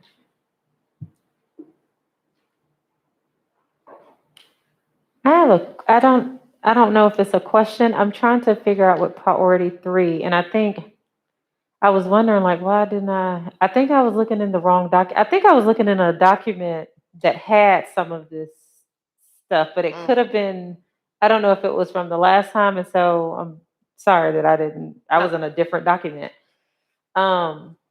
With the goals for climate and culture, would like that goal number 2, I'm thinking of that, but then I'm also thinking of like behavior and how that fits with climate and culture. Is that goal number 2, would that be something that captures like those different processes, like whatever it is that you all may be doing, the how, that I'm trying to like sort of tiptoe around, but like, does that goal pretty much capture whatever processes and practices that are going to be in place that are going to impact? And actually, I think it would be goal 1, Dr. Gant, because when we talk about feeling safe and supported and accepted, so some of the metrics we looked at, and Dr. Watley can come up, but looking at the school climate survey and some of the questions that are on the school climate survey, do I feel safe in my school? Is my school environment one? So those things are actually measures we've looked at for goal number 1 about safe, supported, and accepted. Absolutely, and every year the students take the Georgia Student Health Survey, and this year they took the Student Wellbeing Survey. And so for number 1, we will be focusing more on SEL, focusing more on PBIS. Other things that are encompassed in there are our restorative practices. But in number 2, that's focused heavily on the equity and diversity and inclusion work. So some things that we put in there is action steps. It's like a diversity training for the district. What does that look like? So they're 2 separate pieces, but the behavior piece are how we're, the climate and the culture of our schools, that's in number 1. But number 2 is really drilling down into equity, diversity, and inclusion. Okay. Thank you. And so those initiatives that you are, will be free to look at any point, and we will be happy to share those with the board, will be around some of our discipline practices. What are we doing with restorative justice training we're providing for staff on understanding trauma and understanding students' social emotional needs? We didn't feel that just necessarily having a goal that said directly about just behavior itself, kind of from a deficit lens, but instead using those data points that ask specific questions about feeling safe at school, feeling like you have a trusted adult. So that even goes back then to those SEL relationships. Is there an adult you can talk to?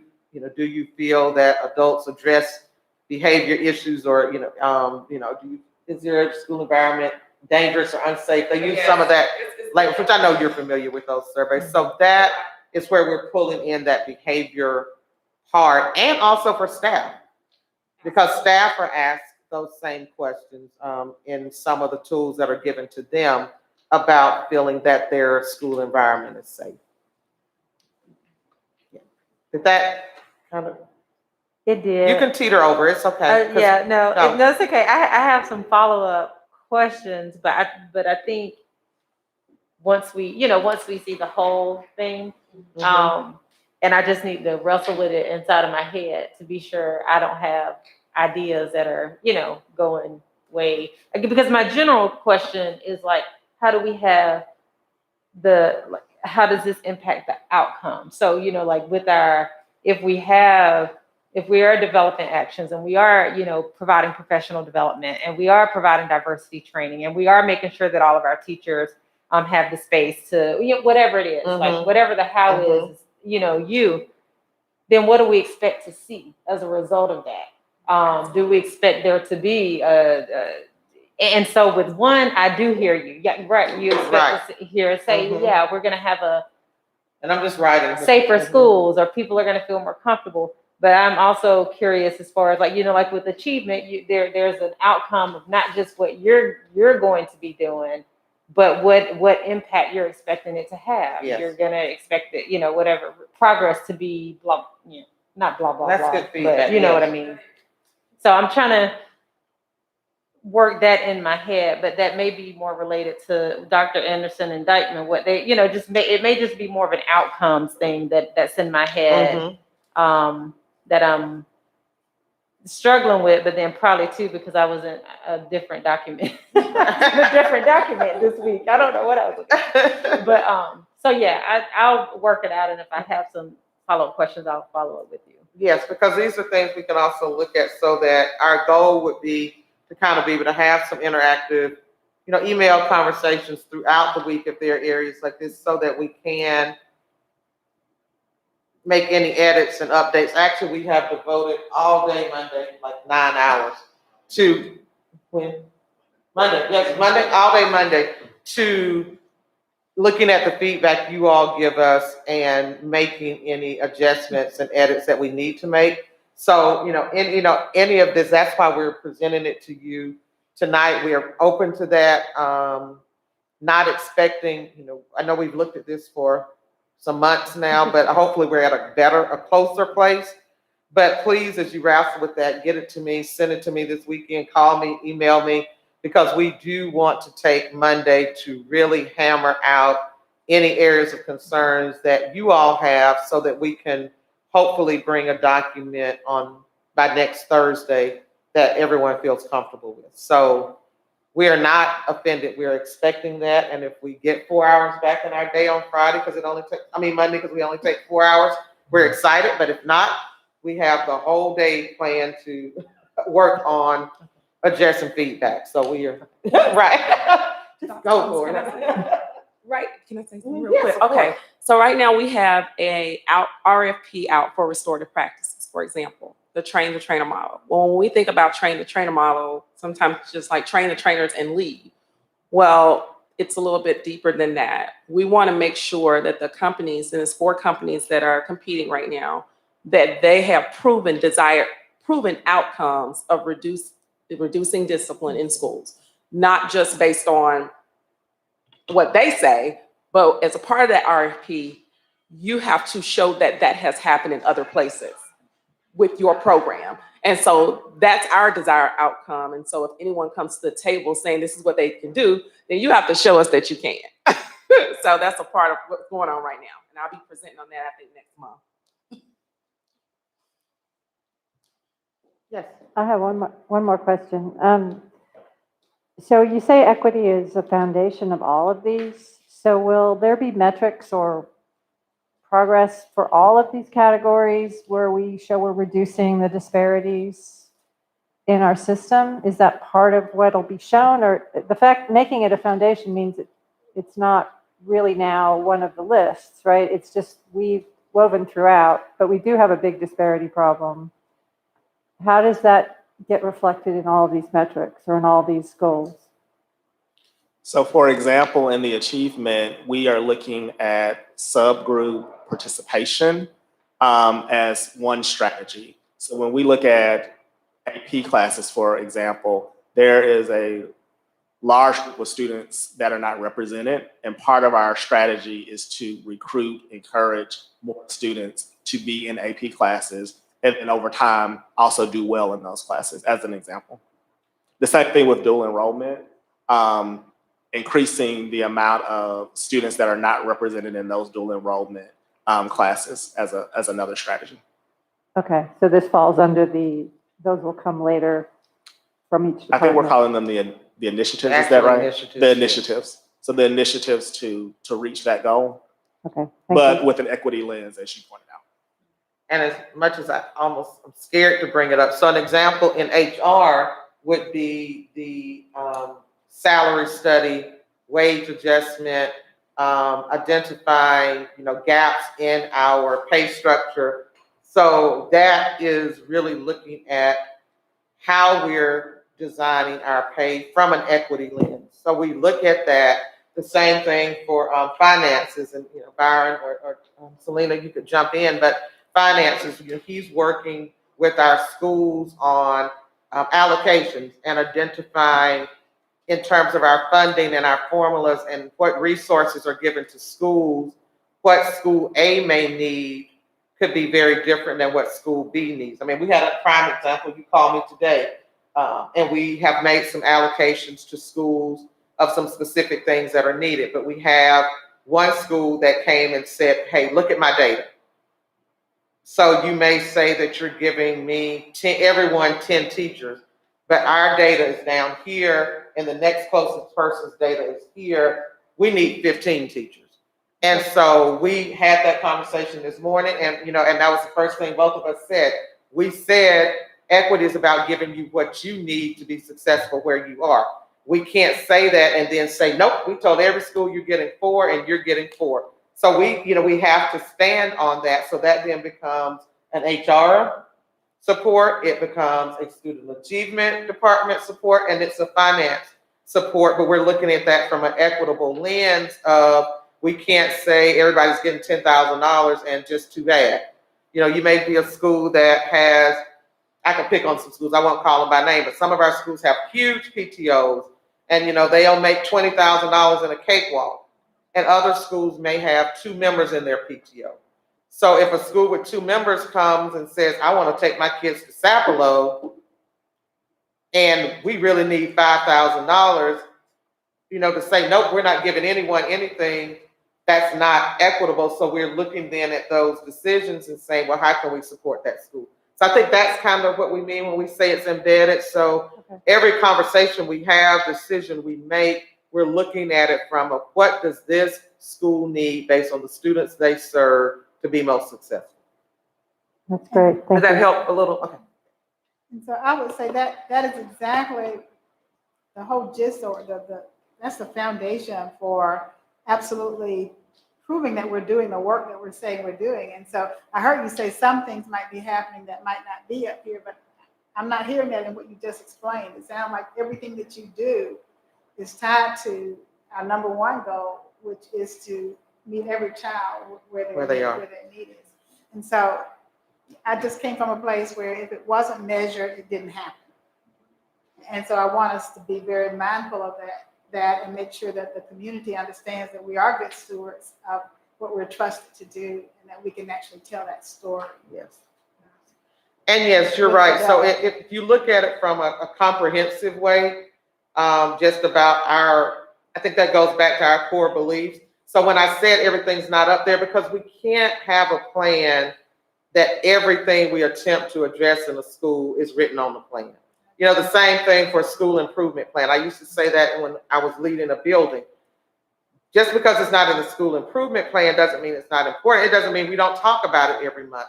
But when we sit down and have to kind of have a plan that was approved by the board, if we had every action that we were taking, it would be this long. And so you're right, if you have to monitor what you honor, and we do monitor that, and those things are monitored regularly, but they may not be on your actual, because it's a school improvement plan, right? So what are the things you're trying to improve upon, but then there are other things that you're doing well that you're going to continue to do, and you're going to continue to monitor and assess and improve upon, but they're not your key areas of improvement that you're looking for in that document. So maybe that was a better way to say, because everything that we do really goes back to what our core beliefs and our vision and what is our purpose in our work. So.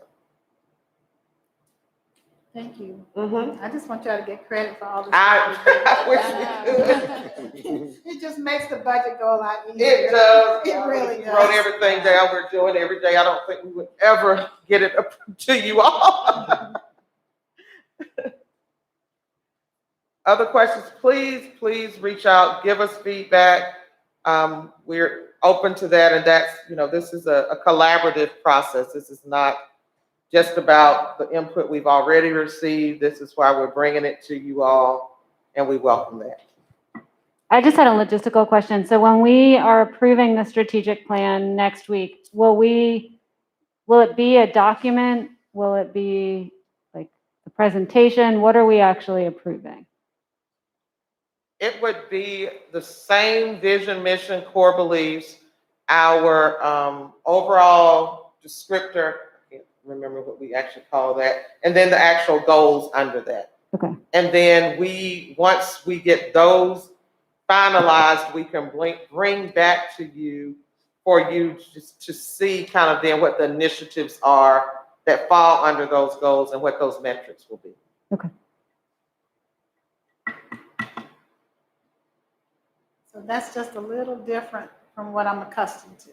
I am very accustomed to having those initiatives as a part of the strategic plan so that we all know what we're trying to achieve and what it looks like, right? The work is actually, not telling you how to do it, but the work is actually going to be done to get to this goal. So the initiatives will be in the plan, Okay. the comprehensive, I guess, Right. the full work plan. But that's one of the places I found that we were getting bogged down when we tried to do this about 6 months ago is that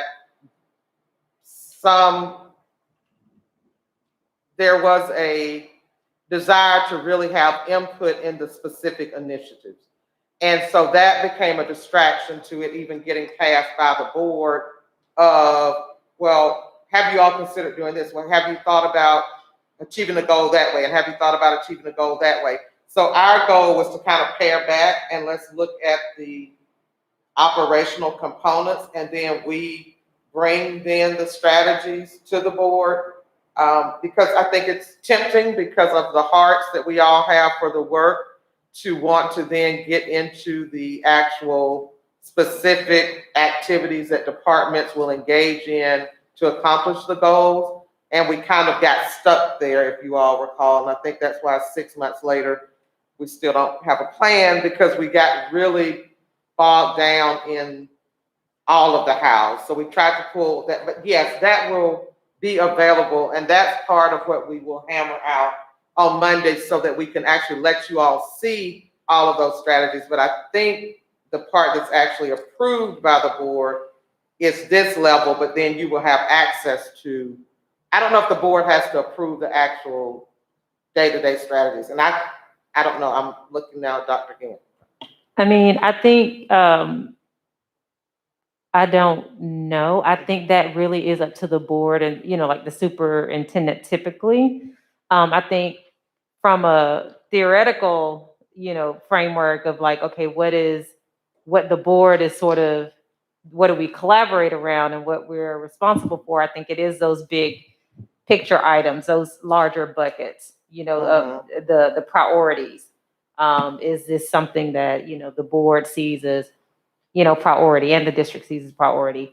But as far as like the hows and things of that nature, I don't know that is something that has to be there. Now, ideally, you will have it. Next Thursday. We should have that to you by Tuesday. Mm-hmm. From that standpoint, just being informed. Yes. So we'll have an idea of like, okay, well, this is what Dr. Thomas and team are doing. This is how they are reaching this goal. I think that would be good practice. But as far as us approving, whether, Dr. Thomas or who the principal at Clark Central is using E2020 versus something else, like if that is one of the initiatives, I think that is where it gets a little bit murky. And so, again, my experience is initiatives are what we're doing. Mm-hmm. How is operational? So I'm not interested in that part. I'm just interested in the what. And the what will tell me how we'll measure this and how it matches back to what we're trying to achieve. If that helps. Yeah, and I think just exactly what Linda just said, in the one that you had given us before, you had the goals and then the strategies, which are the things that are the how. And those are the things that we shouldn't get involved in telling you how to do it. But it's nice. I mean, I'm glad to see it because it's helpful. But then below that you had progress indicators, and those are how you're going to measure whether you're meeting the goals. And I think those are the things that we would need to know how it is that these things are going to be measured and what we're going to be looking for that indicate progress. And not, we won't be hopefully giving comments on like whether we think your strategy is right or not, but just knowing in the end, what is it that we're going to be looking for to determine whether or not the goal is met. I totally agree with that because without that, I will be honest, I will be confused in evaluating the process, like, with these broad categories. Yes. And I don't see where if you are sharing with us what those initiatives are, I don't think we're telling you what operations are. You know what I'm saying? I don't see it in that way because you're telling us and we can all agree that this is what would be evaluated upon. Yes. So I struggle with not having that. I agree with what Ms. Linda and Ms. Kara stated. Yes, and that was what Monday's work was, but like I said, we kept getting stuck because we were stuck before and we didn't want to go too far this time without making sure we had some common understanding and agreement on the base, and then we'll get the other out, which is why we've designated. And really, a lot of that has been drafted, but we wanted to make sure we had a shared understanding of this level before we came with like, okay, well, here's our plan. And you're like, whoa, wait. That's not, we don't agree even on this entry level. So we will have, by the time we come out on Monday, we will be able to get that to you all at the latest on Tuesday morning. But I definitely think, like, as far as, back to your question, I think, Dr. Dykeman, you asked the question, what are we approving? And what is it that we're saying, okay, this is the work. I do think definitely the outcomes, that I think we'll need that for many purposes to see if we're actually doing work, effective work, for evaluations. But generally, I think it starts with like these larger ideas around like the board and the district. And I feel that I think a significant part of that is where we sort of, because of many, many other things, COVID, just a whole lot of other things that happened before now, there has to be some type of understanding, even among the board, that these are our priorities. Even if we have the hows, because before we had so many hows and I couldn't remember. Yeah, it was a lot I couldn't just keep in my mind. But the priorities, if we know, like as a board and as a community, like, yeah, student achievement is, student achievement is important. And these particular goals we feel represent the direction that we want to go. I think this sort of lays the foundation for the hows and the outcomes. So that's why I think it's, when you ask what are we agreeing to, I really think this is a foundational piece that we have to generally be on the same page, that, if there's something missing, if there's something just fundamentally that we see that is wrong, equity being a foundation versus previously, I think it was its own thing. Who knows? I mean, there could be many other, pillars, but if there are some things like that we feel are missing as a board, or maybe that make up even their own thing, be it communication or whatever, then it seems that it's important for us to have some type of direction as a board around those things. So I would argue that those are the things that get us started. They sort of put us on the way. The outcomes are critical and they're important. The how important, but this is this piece that for the next several years, we're saying this is the direction and these are the 5 things that our work is going to be centered around. So are we approving the work plan and the strategic plan? Are we approving both? I would think it would be one in the, so like similar. Integrated, I guess, at some level, right? Yeah, I would think it would be like an integrated document, similar to our last one that we had. But Ms. Davis and Mr. Davis may be able to speak more to the last strategic plan that you all approved. But I know the one that I was in and the one that we used before, it had, you remember it was color coded. So it had like the strategic priorities, the goals, and then later towards the right, it had like the initiatives or maybe key performance indicators and those outcomes. And so I would see that all as a part of the same document. But again, like the critical part being those first 2 columns, if it's formatted like that, those columns of our strategic priorities and where we're going and the goals. But you all made that. So that work plan again that's kind of down in the weeds, and so that takes everybody's input, right? It's doing the work, and so that's not something we see and approve. It's the outcome of the work that supports the strategic goal and the key performance indicator that we're going to be using as a measurement. So no, we're not going to see the work plans for 21 schools. That's not us. My expectation would be that, again, the strategic plan would drive that direction for the decisions that they're making in terms of doing the work. And just my experience previously is that there were so many indicators, and you alluded to it, that I got lost in the weeds. And,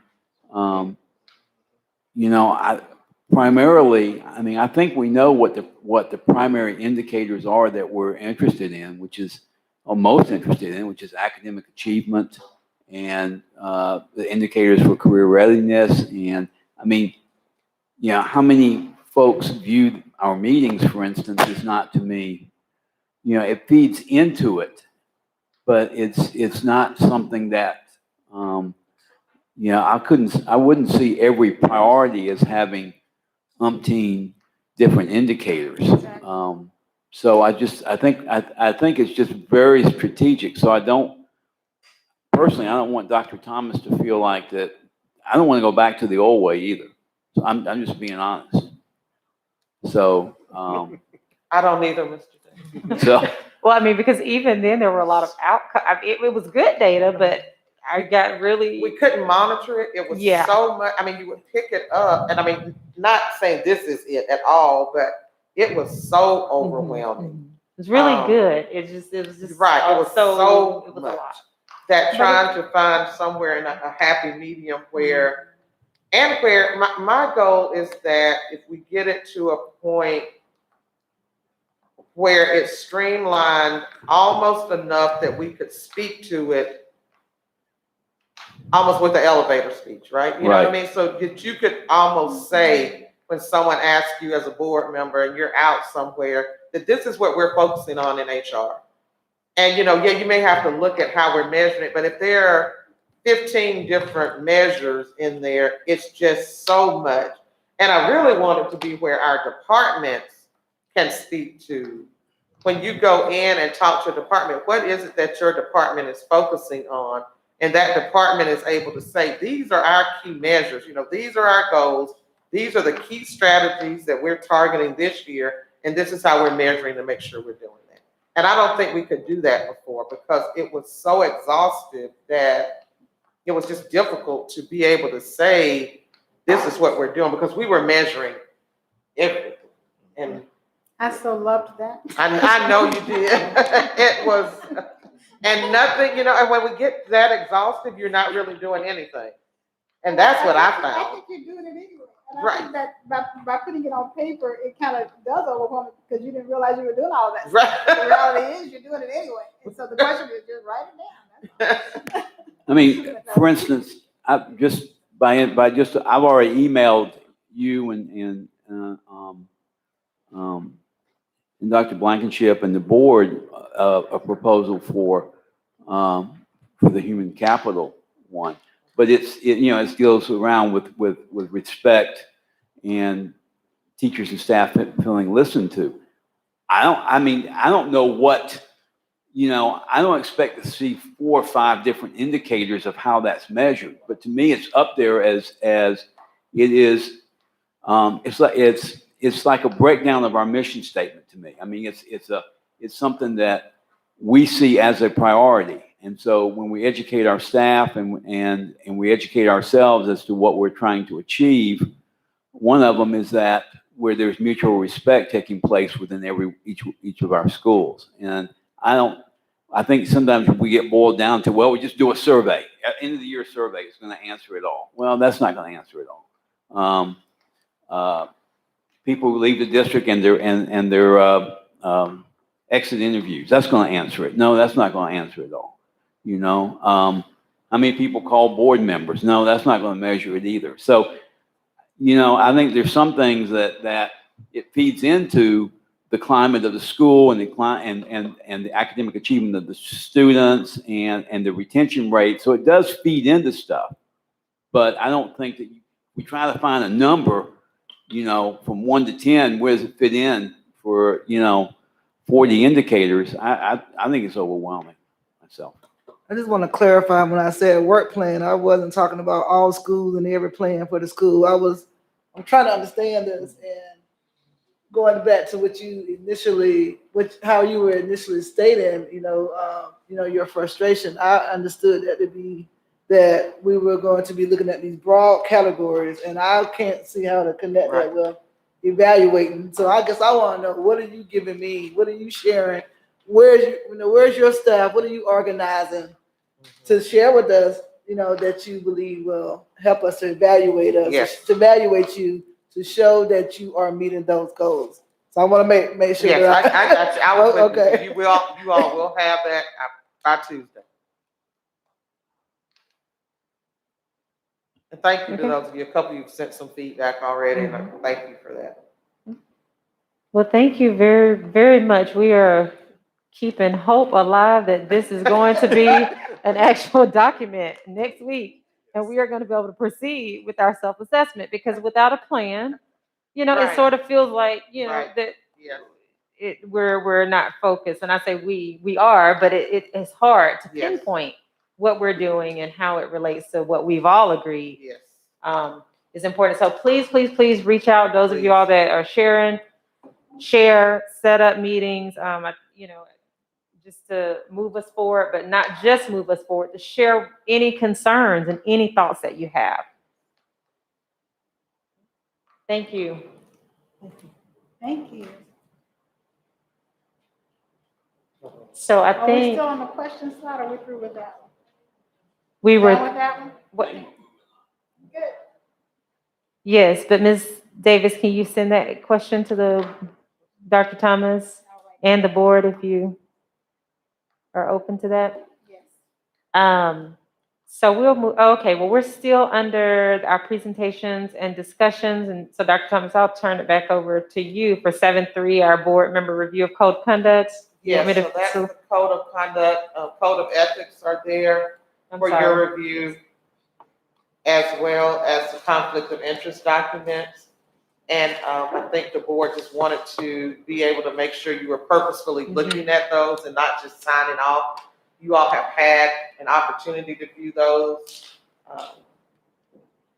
So I don't know if you have any questions, or, it's not really our document, it's what the state requires.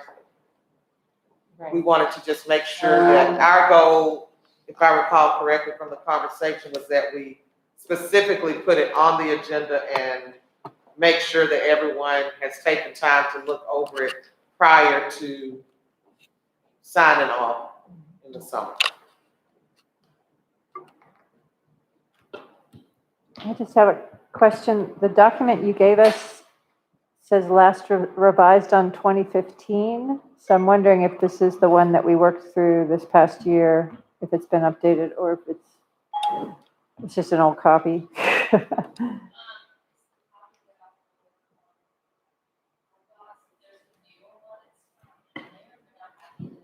Okay.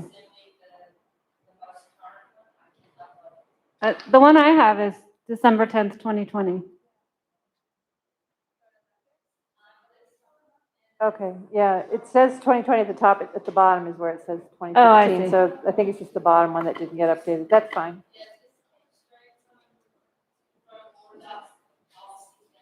Okay, that's good. Thank you for catching that.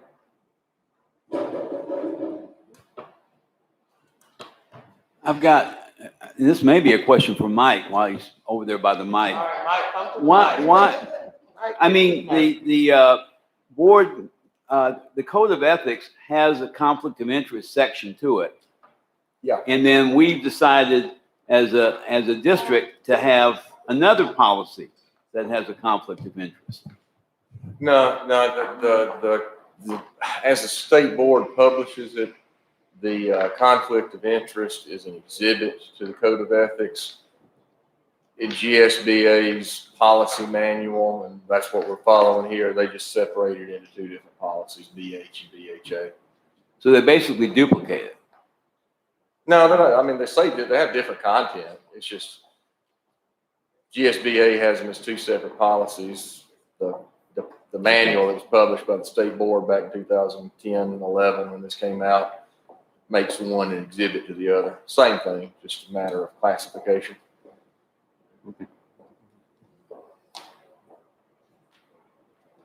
Any additional questions? Does that clarify, Mr. Davis? No? I don't try to understand the law in all cases. Just put your mask back on and nod, right? Okay. I think that the code of ethics references a conflict of interest, and then the conflict of interest policy lays out what a conflict of interest is. So,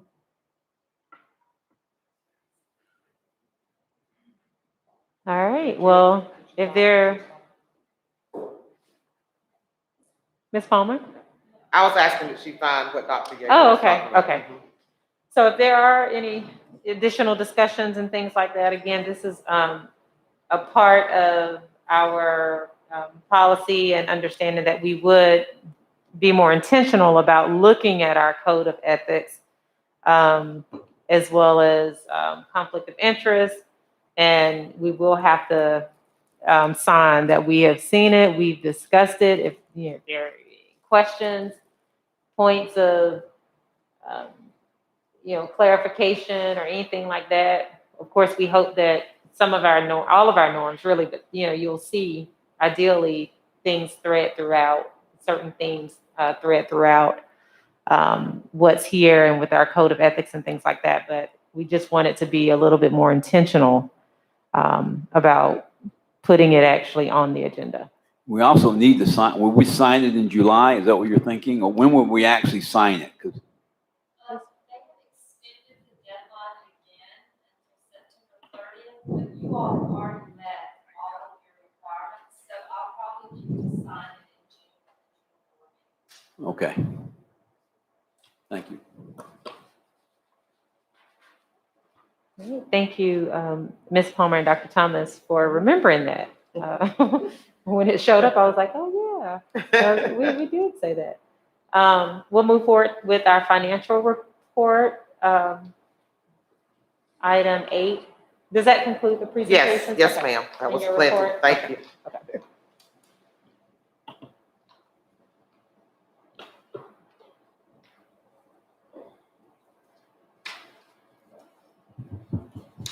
The comment on, can you hear me?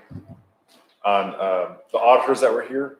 I asked him as he was walking out the door, how many hours they put into the audit. So like cumulative man hours, they put in about 800 hours combing through our financial statements. So if you had a chance to look at those financial statements, it's about 70 pages of like just financial data. I mean, anything that you can imagine that's applicable to a school system. So they really get in there and they do a phenomenal job. And I've told Mike and I've told, members of the finance committee that I look at them as more like a partnership, because it's like whenever I got a question, I pick up the phone and I call Caleb. I got his personal cell phone. And I've known him for about 10 years. So it was just nice that he came and gave us that award tonight. It was a good experience. So we're gonna give it to you again next week, right?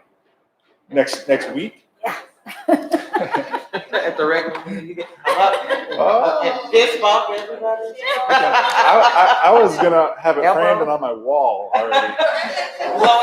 Bring the empty jacket back, that's fine. Okay, so for our financial statements through March 31st, our cash and fund balance still trending up. We're up about $6.3 million from this time frame last year.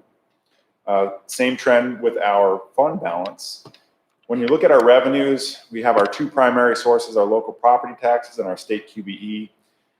We are slipping a little bit on our local property taxes. Right now, we are more than a percentage point behind where we were at this point last year.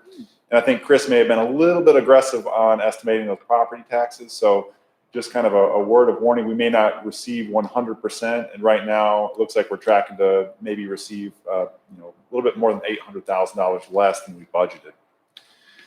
Though, the good news is the state revenue, we received almost $3.6 million that was unanticipated and unbudgeted. So you net those two together, and we're definitely still going to add money to the fund balance at year end. In terms of expenditures, we are right on track with last year. And as we kind of get towards the end of the year and we had all these budget meetings with all the departments, my recommendation was to look at your savings that you've had this year, and perhaps instead of budgeting for it next year, if you have significant budget requests that have been denied year after year after year, look at using some of those fund balance savings that you have this year to make those purchases. So I do anticipate our expenditures to surpass the levels that we had last year, in terms of percentage wise, but still we're definitely on track, and we've got our budget controls and expenditure controls in place. So we will not overexpend our approved budget. Cash flow projection. We kind of set forth this plan, and we were going to dip into our cash reserves to fund this year's ongoing operations. We got that extra infusion of cash from the state in their amended FY21 budget. And so that raised us up from being in a place where we were actually going to lose a little bit of money in our bank account to now we're going to add fund balance again at the end of this year. And one thing to note that I think as we talk about our budget, and one of the priorities, if you recall, we're shifting the 10-month payroll calendar back 1 month to kind of better align when people get paid for the work that they do. That's actually going to save the district 1 full month on all of those employees' state health. So that's $945 per person that's being readjusted. That would be a district expense to the state health benefit program. And overall, that's about $1.5 million extra that we will see in savings in FY21 that will get tacked on. So overall, I'm projecting somewhere in the range of about $3.5 million that we're going to add to our fund balance at the end of the year when you take all that into consideration.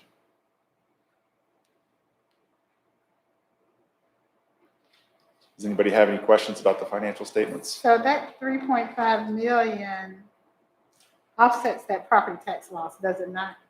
It takes that into consideration. So that is the net gain with that net, or with that $830,000 shortfall in terms of not receiving all the estimated property taxes that we had budgeted. Okay, I just want to clarify, I heard what you said. You said that if we had been putting off doing certain things budget-wise, this would be a good time to do it. Correct.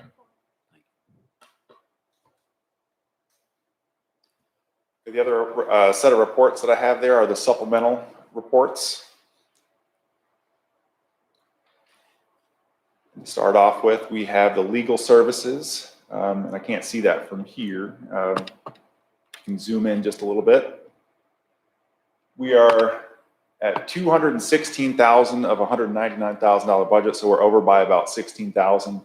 But keep in mind, we have those initial expenditures at the beginning of the year that wasn't for Paul Booth Smith. There were other attorney fees that also landed in that bucket. So overall, I think we've had a pretty good year in terms of our traditional spending on legal services. Board member travel, we're still at 0. Haven't had any board member travel yet. You can scroll on down, Lisa. This month, I think Hope McGuire had brought it to my attention that I had been providing you with a list of invoices that was general fund. And if you think about our expenditure policy, you guys, it doesn't matter what fund source it is, you're still approving any kind of purchase order that exceeds that $80,000. So whenever I present this report to you, it makes sense to me to include all of the funds or all of the purchase orders that hits any fund that we have that is in between the range of $10,000 to $80,000. So you can see the list is a little bit longer than last month, but that's because it is all inclusive of all of our funds. Thank you. Okay, Lisa, if you scroll down just a hair. And the last report that we have is our monthly CARES expenditures. This doesn't include anything that has to do with CARES 2 or ARPA. It's just what's been budgeted in the CARES Act 1 and in other ESSER funds. So really the main bucket that we're looking at is about halfway down the CARES Act program. And we have about $5.8 million budgeted, and we've spent more than $3 million. And we've got about $160,000 in open purchase orders. So all in all, we have about $2.3 million that we haven't spent out of CARES 1, although it's all budgeted. CARES 1 is all budgeted, and we have a plan for, and as we move forward and progress with CARES 2 and also ARPA, they will be added to this, this summary as well. Anybody have any questions about the supplemental reports?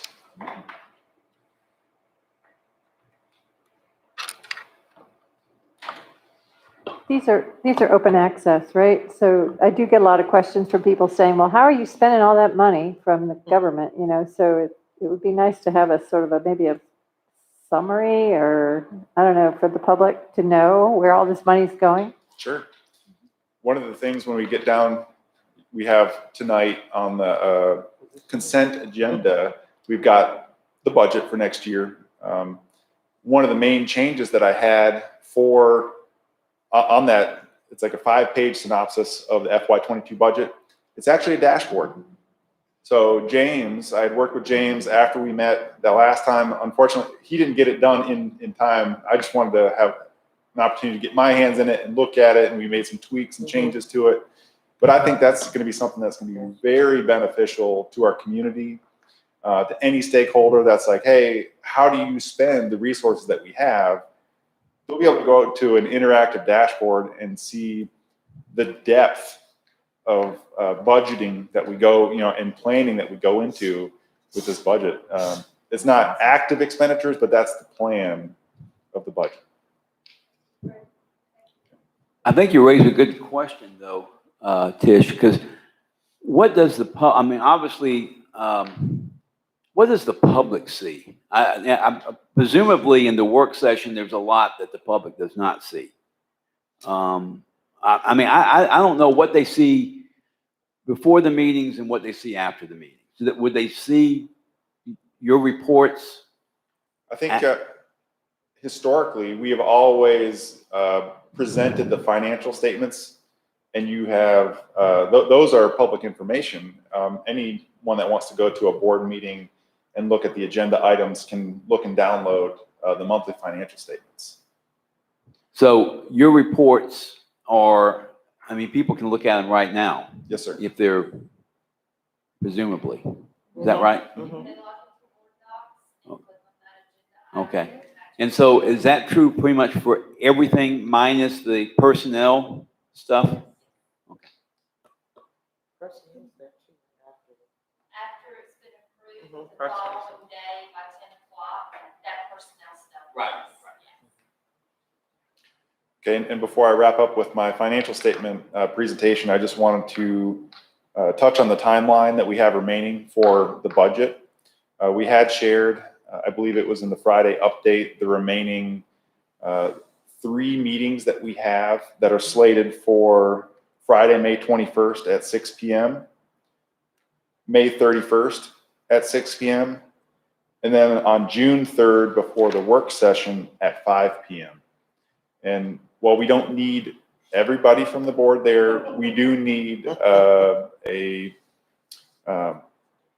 what's the word I'm looking for? Quorum. A quorum. There we go. Yeah, we need a quorum. So I don't know if we want to have some kind of sign-up sheet so you can divvy up the responsibilities and people don't have to be at every one. And they're all virtual. They're all going to be via Zoom. Okay, so do we need a quorum for this? It's a community meeting, right, where you're just presenting the budget? So we went back and forth with this because of the environment that we're in. It should be a community meeting. We're supposed to engage in the community, come and give feedback on the budget. And if we have a face-to-face meeting, we would have to limit the number of people that came in. Right. And so in discussion, we thought it would be much more beneficial if we just had it open to everybody and did it virtually. In the however many years I've been on this board, we have never had 10 people to show up for those budget meetings. I'm sorry, you know, maybe people are ready to jump out and be out here, but, and we did. We had them at different places each time, but I've never seen one where we had a large turnout. And that's been my experience in the past as well, that a lot of But this times would these be the year meetings it go very changes, right? quickly. Because there's very few people that show up for them. I disagree. The one that I went to for my very first board budget meeting was 2 or 3 years ago. It's what engaged me with the school board, was when I went to that meeting, and you know, Where was it was at Wick Davis, I think. No, was it Gaines? Was it Gaines? There were several that year because that was the threat of the LSGT money. Yeah, That's that's right. it. Okay. And there were at least 100 people in the one I was Now in. that one I agree. I'm sorry, I didn't go to that for sure. I stayed on the west side for those meetings. But right, if you've got a hot item, you'll get people to show up. But otherwise, no. Okay. But I understand. Thank you. You're welcome. Dr. Thomas, that concludes my presentation. Thank you. Thank you, Mr. Schuneman. Dr. Thomas, so will you all have a sign up for us to sign up to attend so that there'll be a quorum, or have I missed it? We'll Okay, create is that something that We'll you work all? on that tomorrow. Okay. We'll get it out here. All right.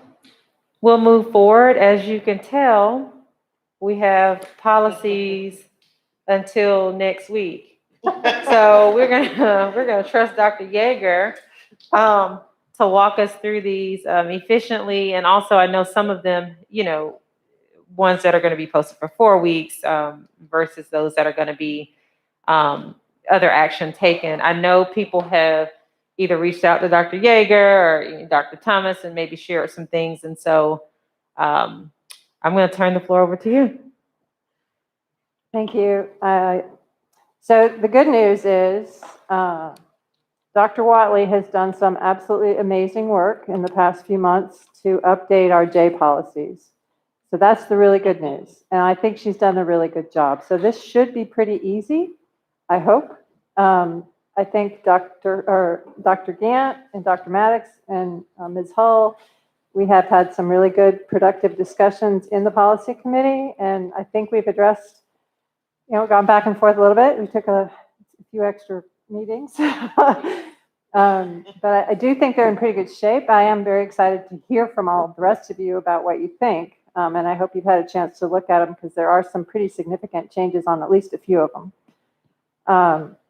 Not the least of which is the Student Code of Conduct, which is one of the very important things we do every year, is approve. It's the one exhibit that the board approves, it's the only exhibit, yeah, the only exhibit we approve, which is the Student Code of Conduct, and that's number 2 on the list. So let me see if I can do this. Dr. Watley, please feel free to jump in at any time. I might ask you to clarify a few things. Okay, 9.1 is the simple statement of policy that we shall have a student code of conduct. The only revision we did to this one was based on a comment I had heard from Dr. Myers back a year ago that said it was a burden for teachers to require acknowledgement from every single parent that they had received the code of conduct. And so parents are obliged to follow the code of conduct. The students are obliged whether the parent has acknowledged it or not. So this acknowledgement step was a burden that was not necessarily accomplishing much of anything. So instead, we have changed shall be required to be, parents are requested to acknowledge the receipt of the code. And then we'll have several processes in place to make sure that during every interaction we have with the parents, Mr. Harris had quite a few ideas about how to make sure that they do get it and know that it's there. But requiring this paperwork was just an extra burden. Any questions about that one? I thought that was law.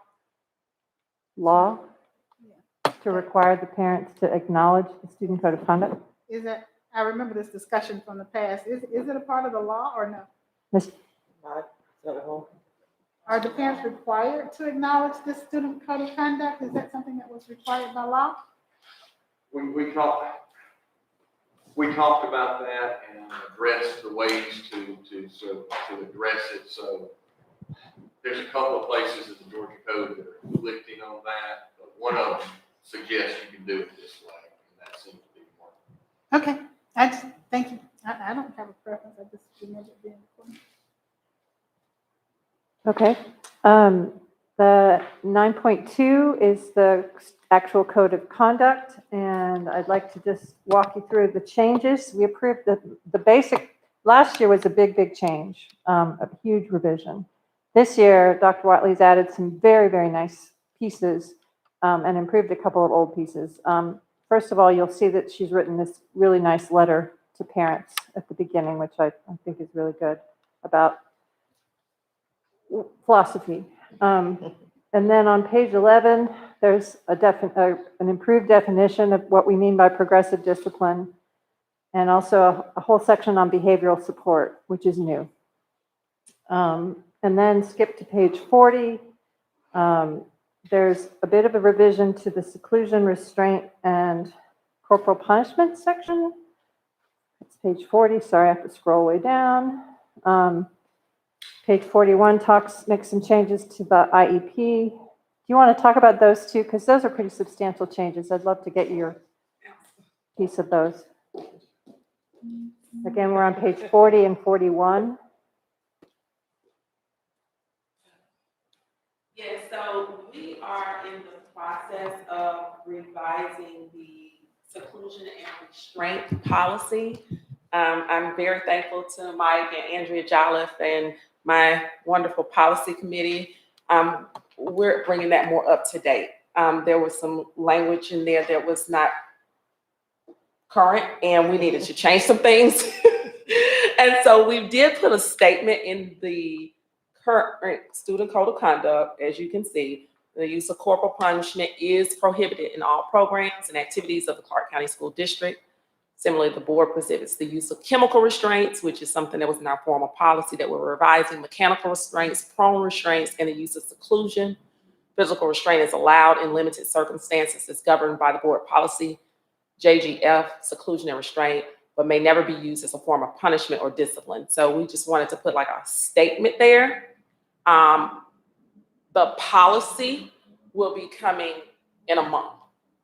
I will say that this has been a rewriting of a policy, so it's taking a little bit longer, but we're going to bring that full policy to policy committee next month. And so this is just a statement in the student code of conduct. And then the IEP paragraph that changes behavioral intervention plan to something else, I think. That's page. Okay. Are you on page 41? Top of her 41. Yes. So this is in, hold on one second, guys. This encourages teams to come back as a part of the IEP to review those behavior supports for a student.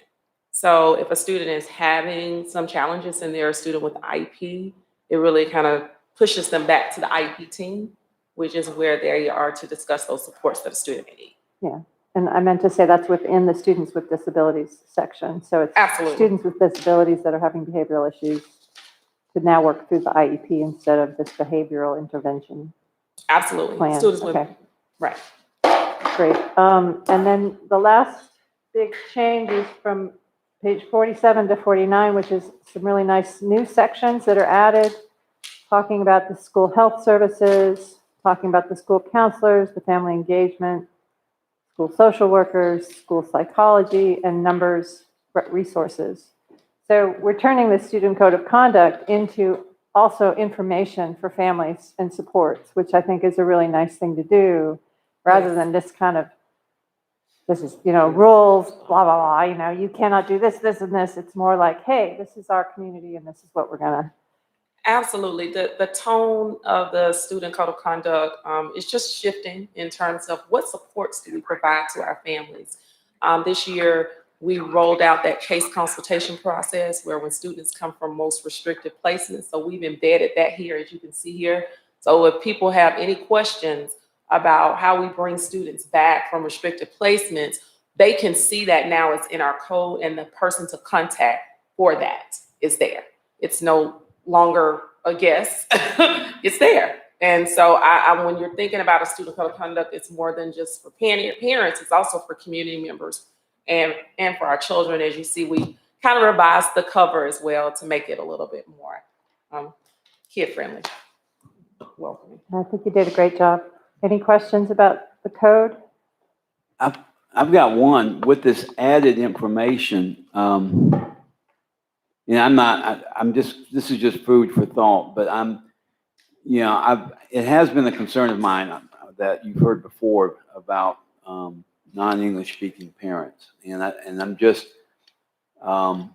when we talk about family engagement, I always want to throw that piece in there. And I don't know, just a thought that's maybe something that. What do you mean by? Are you talking about converting it into Spanish? No, I know we're going to do that. Oh, yeah. No, I guess I'm talking in terms of, how if we're going to talk about family engagement in the student code of conduct, then we need to also lay out how we engage those who, when they call up the school, they can't translate what's being said to them and vice versa. So I'm just trying to fit that piece in because I keep hearing about so many non-English speaking parents, who still struggle integrating in with all the supports that we offer families. So I'm not at this late date. I'm not suggesting a change. I just feel like that's when we're ever talking about family engagement, we want to make sure that we're doing it so we're engaging all families. So you're suggesting, so there's 5 bullets under the family engagement piece, adding a second or a 6th bullet that says we could. non-English language The school speakers. district sees it as something that we see as important. But Excuse me, I wanted to add that Mr. Harris is working on a program where not only are we able to communicate with parents through a translation platform, but the parents now will also be able to communicate with us. So that's something that we're working on because we do want it to be two-way. right. They can initiate, thank you. Mhm. That's fantastic. And I just think that needs to be recognized that we're in the process of doing that then. Okay. So I will make a that note. makes sense to add a sentence, maybe? Yeah, Something along absolutely. those lines? So effective this date, we now offer this service, is that what we're saying? Or at least just a statement of philosophy that we have supports in place. I don't know if you need to be specific, but that there are supports in place for non-English language speakers. I will follow up with Lawrence Harris around that part, Okay. and we'll add a simple statement there to make sure that that's highlighted. Great, thank you, Mr. Davis. Okay, you're welcome. Any other concerns or questions for Dr. Watley? I have one. Yes, ma'am. So I don't know if it goes in the student code of conduct, but it's always been a concern of mine, just being a parent in the district and knowing who to contact when, based on the situation. So say there was an issue with the SRO, like who do I call? And I guess when do I call whoever it is that I need to call? And I still can't find that kind of chain of command that is parent friendly. Yes, so, and we started a while back, a document, probably about 3 years ago, similar to that. Yes, we've started it, and I'm trying to think, I'm pausing because I was just trying to remember how we were able to capture all the different departments. Ideally, those calls would start at the building level, and the principal would be able to direct parents to the right department.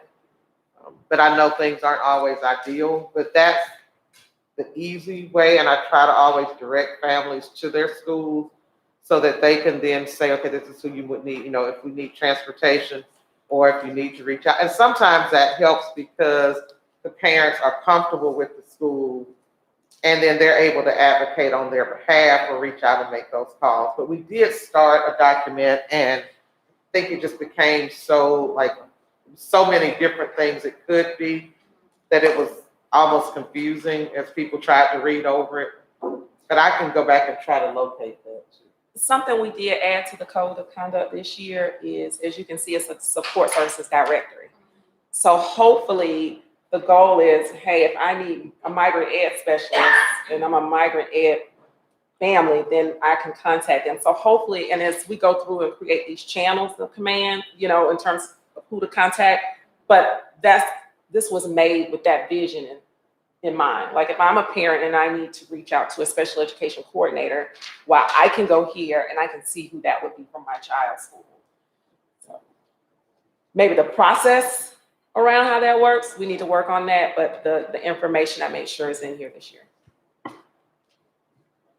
Related to that, I wonder if I think the directory is great, but I wonder if within each category, it's organized alphabetically, which wouldn't necessarily help people unless they knew exactly who it was they were trying to contact. I don't know if it would be more helpful to group within each category, like all the speech language pathologists, and then, separately, and then the translator. And if there's more, I don't know if there's more than one translator, but I would have to go all the way through the list to determine whether there was more than one translator.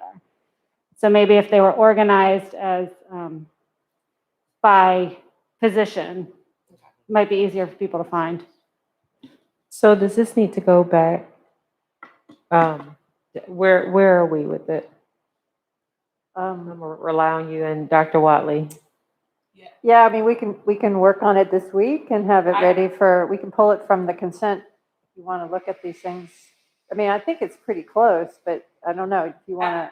Yeah, those edits they would not take long. So Okay.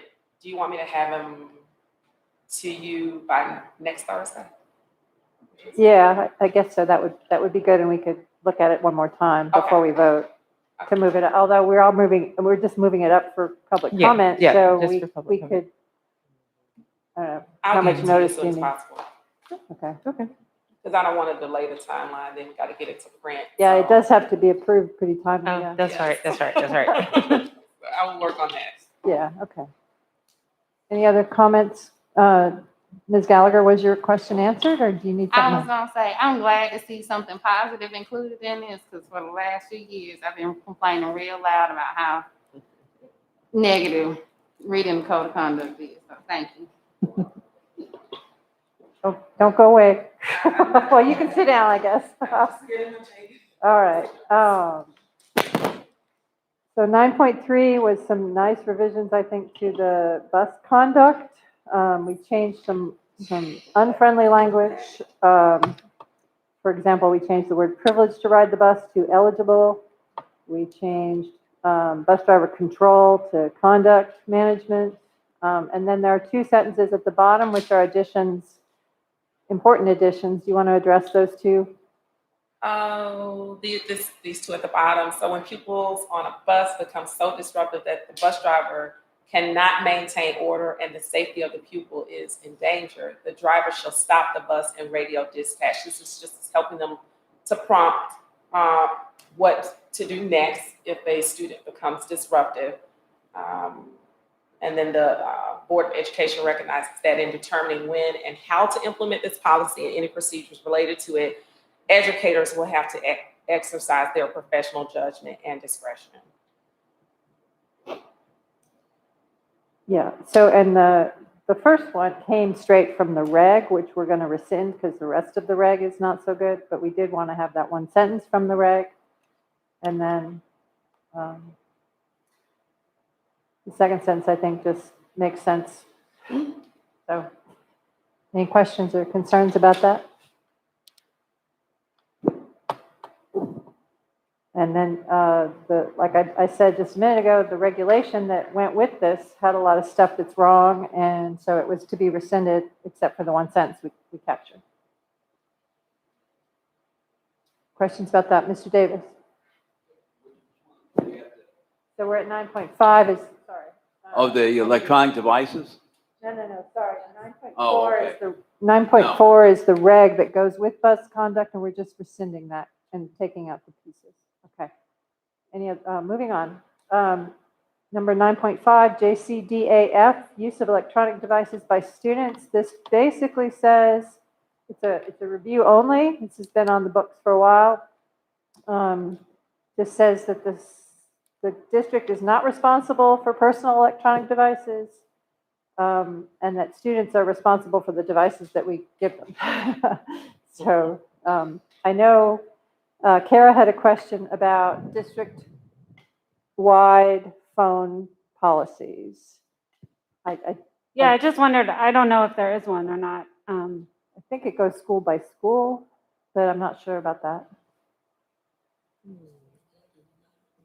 Sometimes it goes teacher by teacher. Yeah, I was going to from say what I've classroom by heard. classroom. Yeah, I don't know that I don't think we have, we don't have a district-wide phone policy, I don't think, except that if they lose them on campus, it's not our problem, but it's at your own risk. Yeah. Yeah. I would just add that we also discussed making sure that the exhibit for the form that issues the insurance for the devices is attached or put with it to have some information that weary parents could say, I don't know if I want to be responsible for the destruction of an iPad for my 5-year-old. That information and the verbiage in the form that tells about the $20 of the insurance and gives them some assurances that you won't be responsible for the regular wear and tear of the issued devices. Thank you, Nicole. Okay, I'm confused now, because I know you're talking about the issue iPads. Okay, I was thinking cell phones, individual cell phones, so it doesn't cover that. This is just the iPads. Well, this covers anyone who brings their own cell phone covers So that. it does cover cell phone. Yeah. What the second paragraph, it talks about the school issued devices. Okay. Like she mentioned, an iPad to a young child. Parents might be concerned that they're responsible for the replacement of that device. And so one of the things we talked about was making an exhibit, which we don't get involved with, but asking the district to make an exhibit that includes that insurance policy that they can purchase. I think it was like $20 that covers damage. And this is just purposeful damage. Right. There's accidental damage that we don't require them. I guess I was going back to what Kara was saying, and I don't know, Mr. Gaskins. I know last year there were no teachers complained about cell phones use while they're trying to teach. But I'm just wondering if that has that resolved itself from your angle in terms of how teachers in schools are handling electronic devices so that it minimizes conflict between student and instructor? I don't want to misspeak. I would say it's still a challenge, especially at the high school level. Teachers do handle it differently because the times are different, but I think it is a challenge of students being distracted and using their phones when teachers are providing instruction. So how, is there anything that the board can do? Because I mean, I'm really torn about the whole thing because I've seen students use their phone simultaneously with the computer and going back and forth, that they're that adapt to doing that. And then I can also see students checking Facebook in the middle of science class. So, you know, I don't know if, is there anything that do we just play this thing out, or is there anything that the board would be helpful in terms of policy? I don't know, Mr. Davis. I mean, I think technology evolves and the adults, we adapt to it. So I think that teachers are adapting to the challenge. I think it's not as big of a challenge as it's been in the past, but it's still a challenge. Okay. So if I may, just remind us, it's 8:39 and we have about 30 policies left. And all of these policies were, have been up, I think, for us for at least since Monday. So if you could. Want me to move faster? All Yeah, right. move a Yes, little ma'am. faster, and then that way maybe we can stop you if we have, you know, questions or feedback. Okay. Moving on. JCEC number 9.6 is student demonstrations and strikes, and we have added a sentence about peaceful demonstrations are encouraged to discuss with school personnel and maintain a safe and non-disruptive environment. So the policy seemed a little bit saying that students had free speech, but then it talked mostly about preventing these disruptions. And so we wanted to make sure that we use this as a learning experience for students to understand what a peaceful demonstration is. And they want to have a demonstration, such as the one that I believe was done a couple years ago at Cedar Shoals about gun violence. They can have those demonstrations. They just need to work with their administrators. I really like that statement. Thank you. Oh, I'm sorry. And also, we're going to be adding an exhibit to this one as well. Just How to do it. Yeah, around Great. what a good demonstration looks like versus one that may be disruptive. So that will be added. Yeah, and then the reg we're not changing because it's about disruption, what happens with the disruption. But you're going to add one to what it looks like. Okay. Yes. Moving on, JDA, the corporal punishment is a single sentence. It's the review only. The probation one, we are rescinding. We all sat around and was like, what is probation? We don't even know what that means. And we don't have probation policy, so we decided to rescind it. That was easy. JDF, number 9.10. This was a sentence about the teacher's authority to remove students from the classroom. It was a little bit convoluted because it's kind of old, and so we tried to simplify it with a single sentence. Adding a sentence that says a teacher has the authority to remove a student from his or her classroom in accordance with the law, and tried to clean that up a little bit. 9.11 JGFB, supervision of students. We added guardian instead of just parent, and emergency contact instead of next of kin, which is kind of an old-fashioned phrase. That policy has not been touched since 1987. I just want you to know. Dismissal precautions, this was a review only, mostly about students being required to remain at school, unless they had a good reason. First aid was review only, both the policy and the reg. Walkers and riders, we suggested replacing walkers and riders with student transportation, which we won't be able to do once we go into assembly, but at least for now we can change it.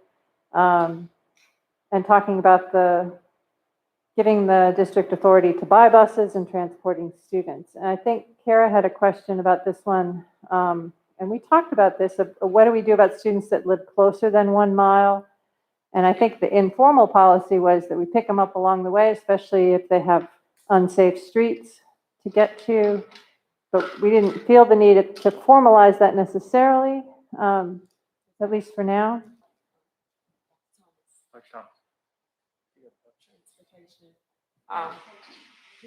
No, you're fine.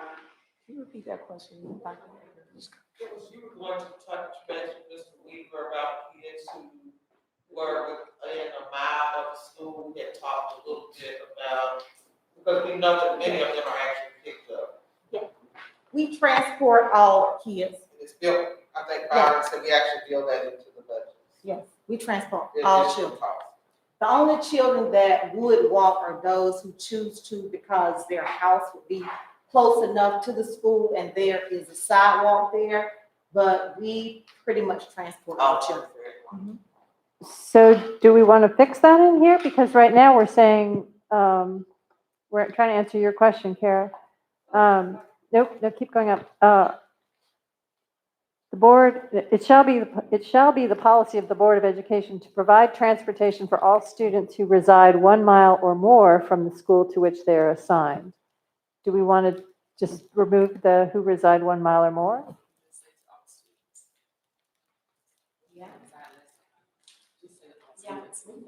To all students. Just change it to all students? Is that okay with everybody else? Are we not taking, I mean,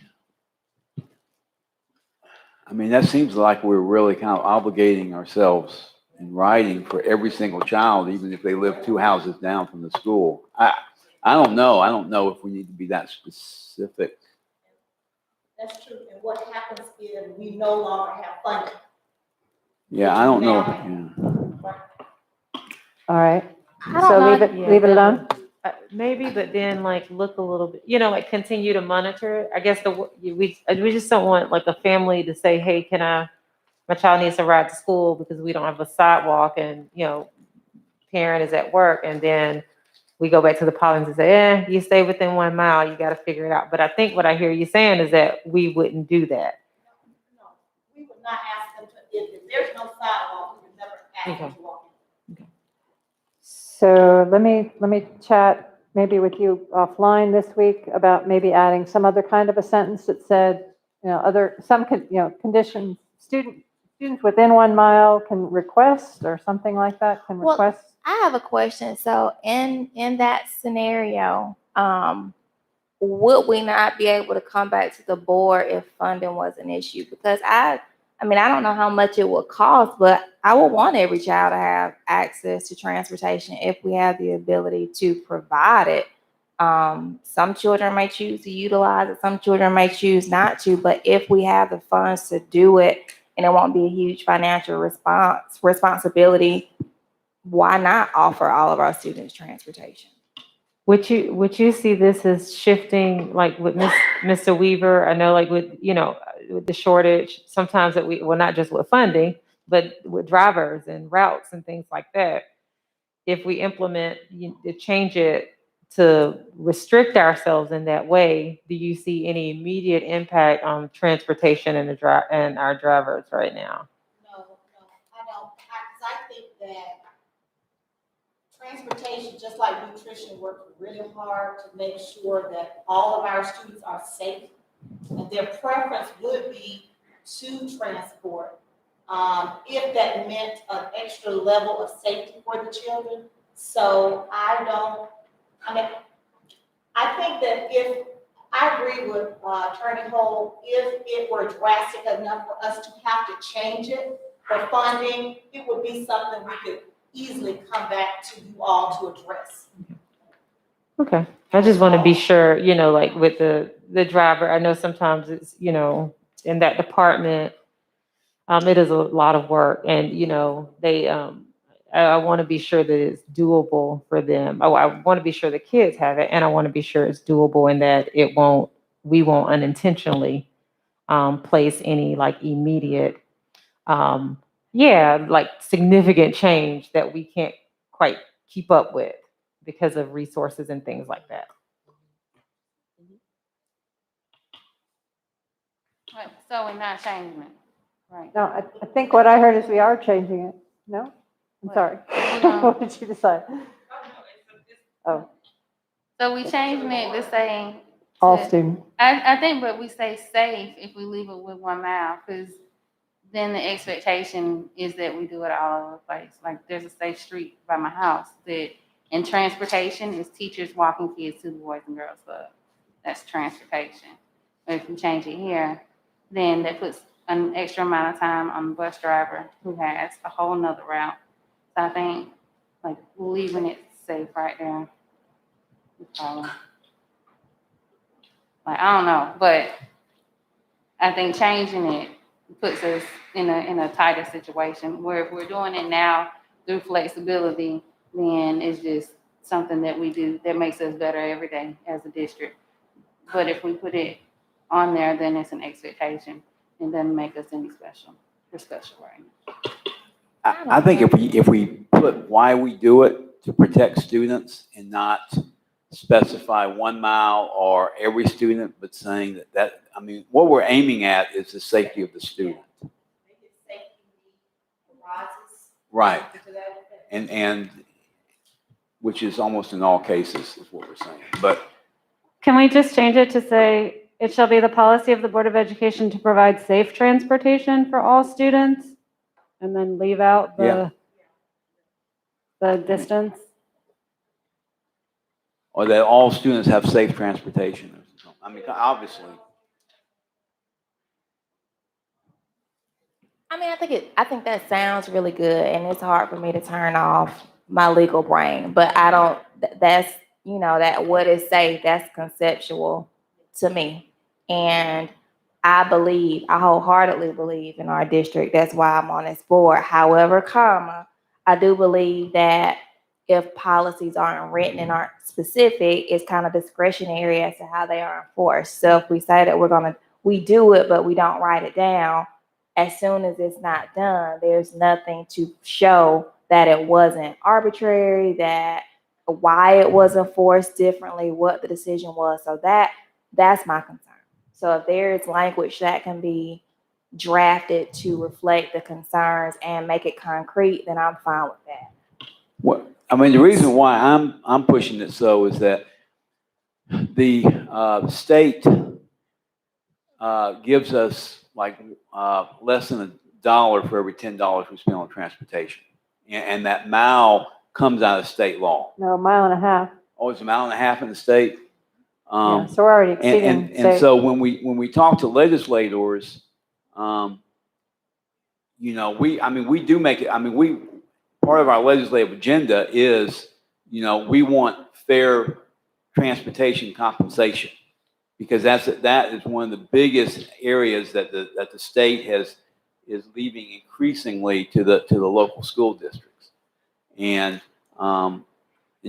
so my thing is that we're doing it because safety, because so many, and that's what I've explained to the legislators, is that so many of our students live in places that don't have sidewalks and they're busy roads and everything. So I just think that if we build it into, this is a right of all students to regardless of where they live, have a bus ride to school, then the legislators are going to say, okay, it's on you. I mean, we've got, you're making it, you're forming it as a right, and so don't come to us for more funding. It's on you. But I think we have to be broader in how we determine what safety is. Safety. No, I can't agree just with be you. Sidewalk safety can be. I agree I'm with not you. going to school because somebody's going to jump me in the bushes. I'm not going to school because even though it's only 1 mile, it's too difficult for me to walk. I agree. So I'm going to have attendance problems. So I think we have to use that equity lens in terms of what safety is as well. And if that means we are having to offer transportation to our students, if it is not going to be a hardship on our staff and on our budget, I just don't see why we wouldn't. Somebody's going to have to convince me to say, if the money is there, the manpower is there, why aren't we doing it? Especially if we're looking at student attendance as being a part of our strategic plan and one of our goals. The way you put it, I'm with you 100%. But when you say, when you don't put in the safety, I mean, if you don't explain it and just say, in Clark County, it's a constitutional right that everybody gets a textbook and everybody gets a bus ride. So I'm going to recommend that we pull this one and bring it back to policy. Sounds like And a move plan. forward. My bad. And please send your feedback to Dr. Yeager, all arguments for and against, to Dr. Yeager and Dr. Watley and Dr. Thomas, okay? We'll figure this out. And yep, okay, moving forward. Number, hang on, I lost my place. 916, child abuse and neglect. This was a review only, still relevant. As was the reg, except we made one small revision that talked about investigations by the DFACs. So we changed it to that occur on school property, may not include forensic interviews of students. And this was a big deal about, you wanted to talk about that for just a minute? All right, we just wanted to ultimately clarify the role of the investigator and the process of forensic interviews occurring on CCSD property. So, yeah, and this is a little bit related to when we did something about the police interviews, clarifying that. LDAJA. Yeah, we changed that other policy about interviewing students to police only, and so now this one corrects the DFACS interview. Okay, questions or comments about that one? The last three were very exciting. Last looked at decades ago, we had policies about married students, student parents, and adult students, and basically they're all moot. We serve all students, period. We don't make exceptions for various situations. Absolutely. So those are two to be rescinded. And that's the end of the number 9. Any other questions for Dr. Watley before we let her sit down? Okay, thank you very, very much. I think and now I move forward to 10. So the only public comments we received were related to the teacher evaluation appeal, and I believe you all saw that coming from the teacher union lawyer making some suggestions. So I understand, well, do you want me to go through them individually or just talk about the one that, or the few that we're going to try to revise?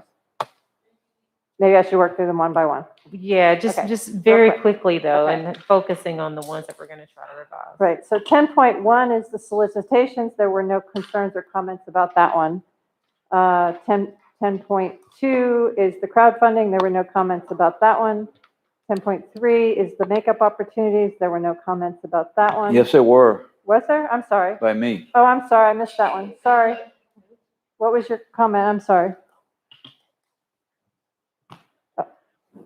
This to me is like the cell phone. It's one of those issues that can become a contentious point between Oh, right. Sorry. I do remember. a parent and a teacher. And so what I tried to do is just make a very minimal change, which I don't have in front of me. You have it in front of you?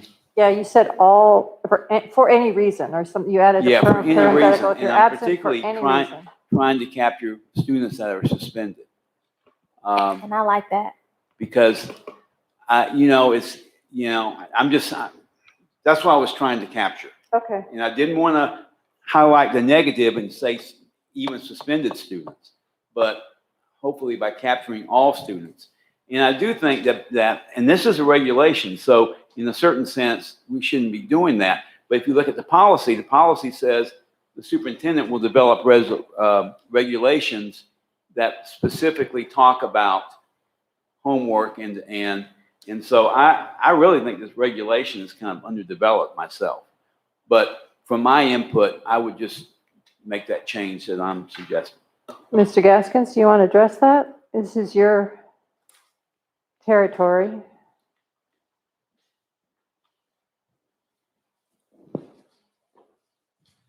So if I understood it correctly, he wants to say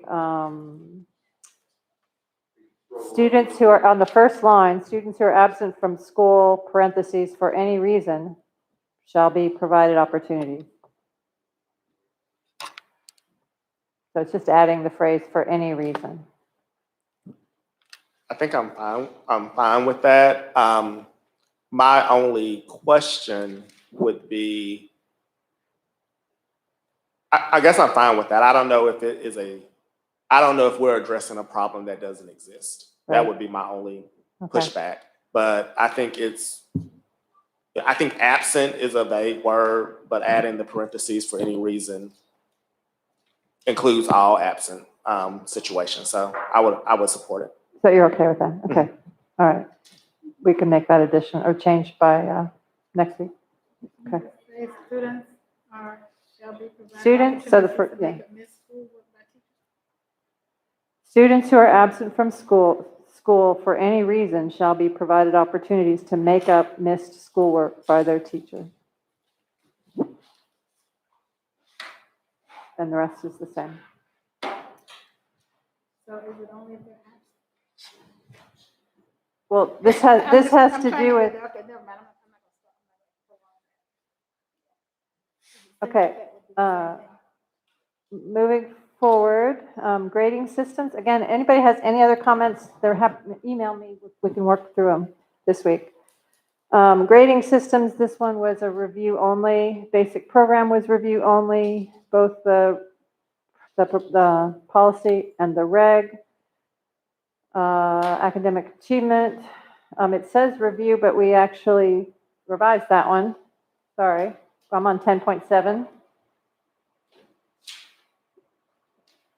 There was some changes in the name of the Director of Gifted Services.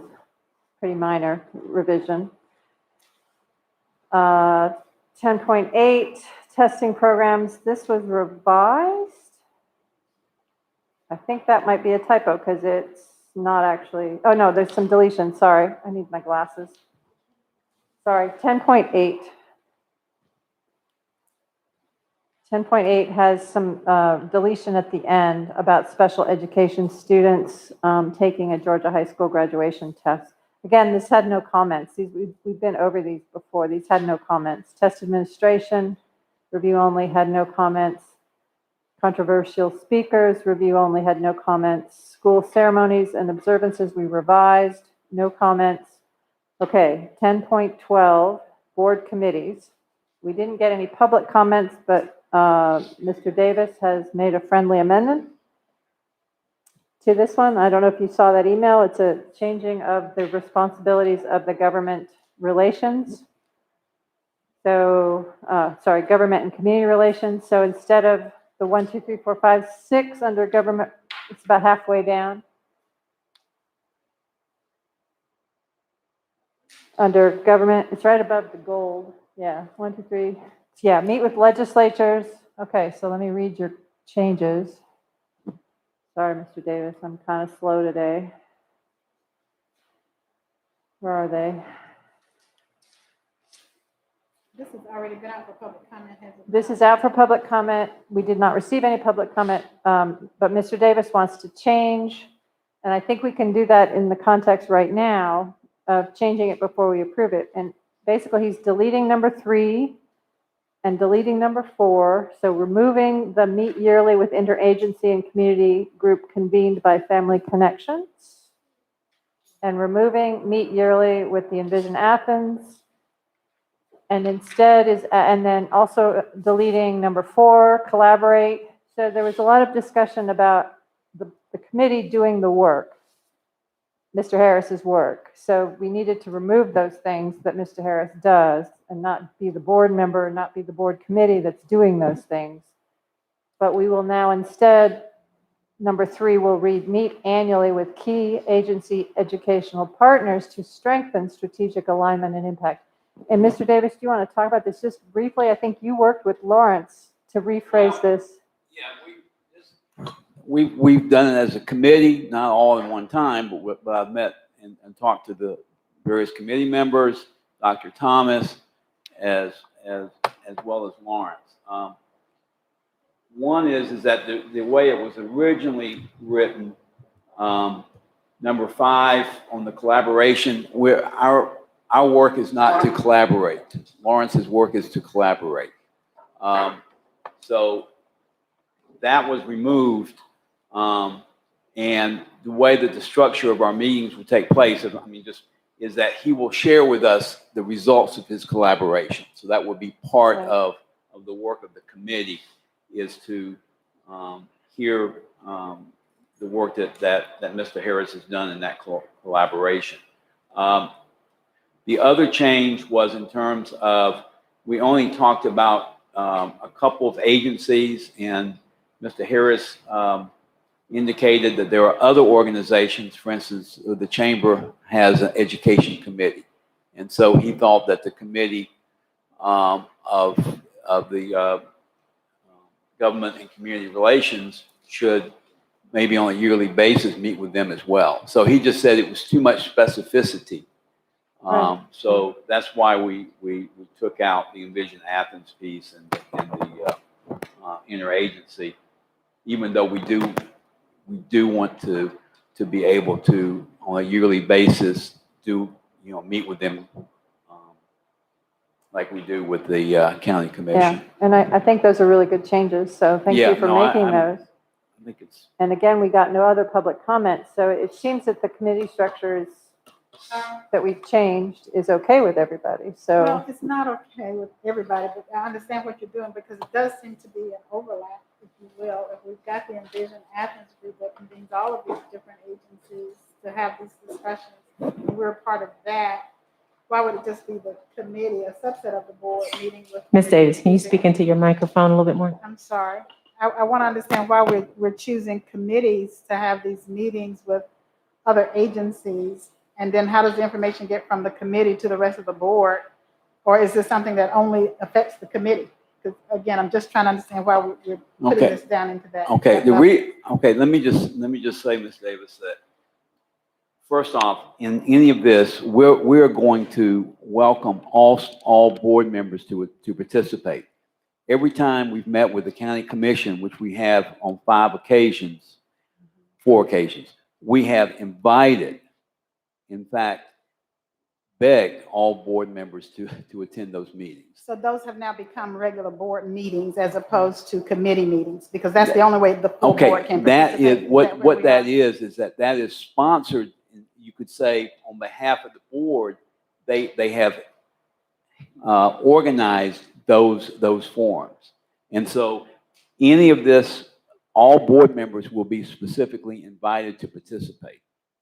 So I'm just trying to be clear. Sure. Because I understood when we have all board members, it's a board meeting and not a committee meeting. Well, they all, if that's our rule. they will be publicized, just like when we meet with the state legislators. Those are all publicized, and all board members are invited.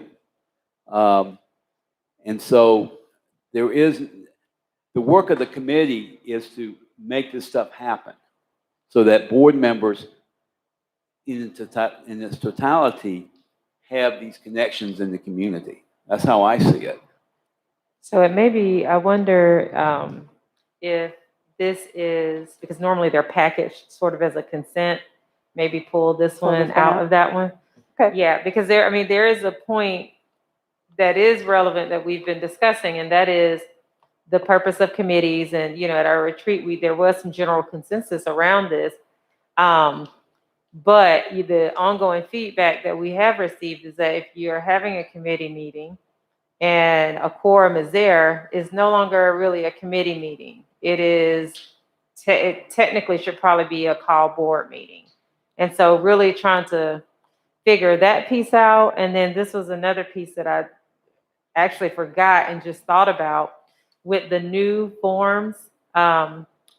These new committees, I don't know if you all recall, we had signed up for them. And there may have been some committees that had like 2 people. And so I know there was a question for Mr. Pruitt regarding what that meant, or if it means anything legally. So if myself and Dr. Yeager are on, take your pick, one of these committees, the Fiscal Responsibility Committee, and it's just 2 of us, does that mean when we talk or something like that? Are we in violation of any type of open meeting laws or anything like that technically, because we are talking about, it could be something as simple as the agenda, like us, talking on the phone about the agenda for the meeting. And so that may be a mic question. I don't know. Yeah, a question came up around the new committees.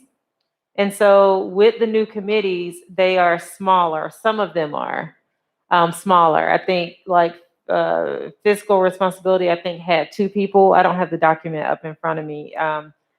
And just being sure that if a committee is smaller, so it's no longer like 4 people, when those 2 people talk. So if it's myself and Dr. Yeager, we're just talking about on the phone or something like that we're planning our meeting, is that any type of legal violation of like open, Yeah, technically, yeah. If you got a 3-person committee, 2 is a quorum, 2 are discussing. right, business, then right. you got a meeting. I mean, I think that's just an inherent problem with having small committees. So whether it's practical to go to as small as the state.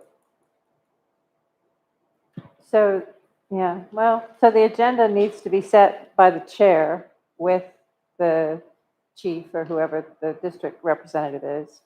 And then those conversations will have to be in the meeting, I would think. Or by email. I mean, email's not a meeting, right? Yep. It's open record. Right. He said it is. What's that? I thought he said Email? that we were circumventing it by doing it by meeting and email. I thought I read that in some of the communication. But the bigger question was this, Mike. We have a committee that is meeting with an outside group, and the entire board is invited. Is that now not? Is that still a committee meeting, or is that a full board meeting?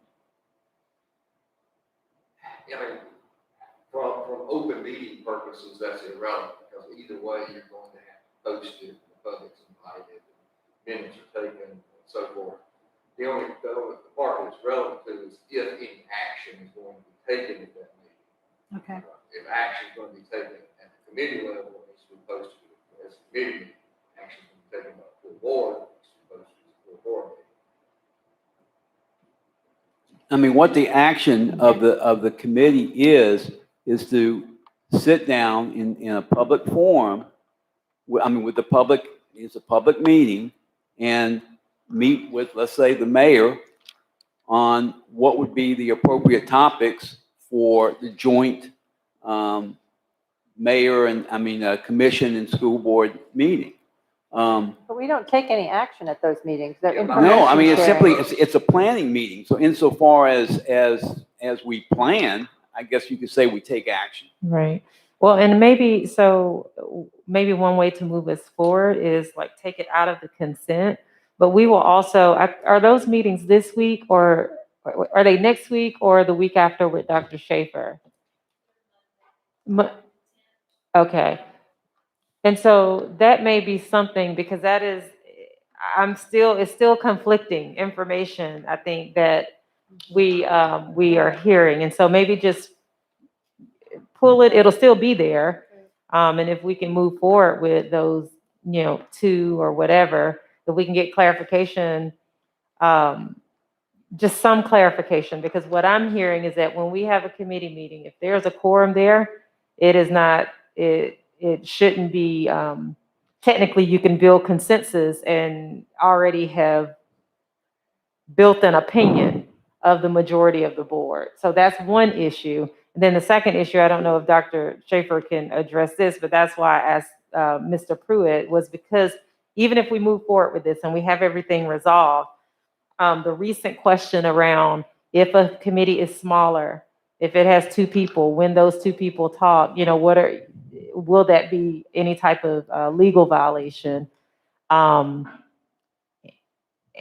from what I'm hearing, it could possibly be. And I don't think when we were discussing these and trying to make the committee smaller, at least I can speak for myself, trying to make the committee smaller, I don't think I had that in mind. But I also shared that I didn't think we needed committees in general. But, I just, but I just wanted to, I do think we need to get some type of clarification. Okay. I didn't think we were trying to make the committee smaller. I mean, I've been waiting to join the property committee, but I mean, that list came out, I don't know, the first of January, and with the idea that kind of like put out what you're interested in, and then in February, we're gonna get it all finalized. But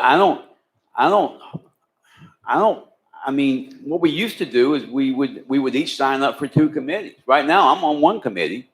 Well, I think what we found is that, I think you can sign up for, I don't know that the specific number of committees is in policy, Dr. Yeager, if you can correct me, but what we found is that we weren't being efficient with our time. And so with us serving on 3 committees, I mean, I guess if a person wants to serve on 3 committees, that's fine.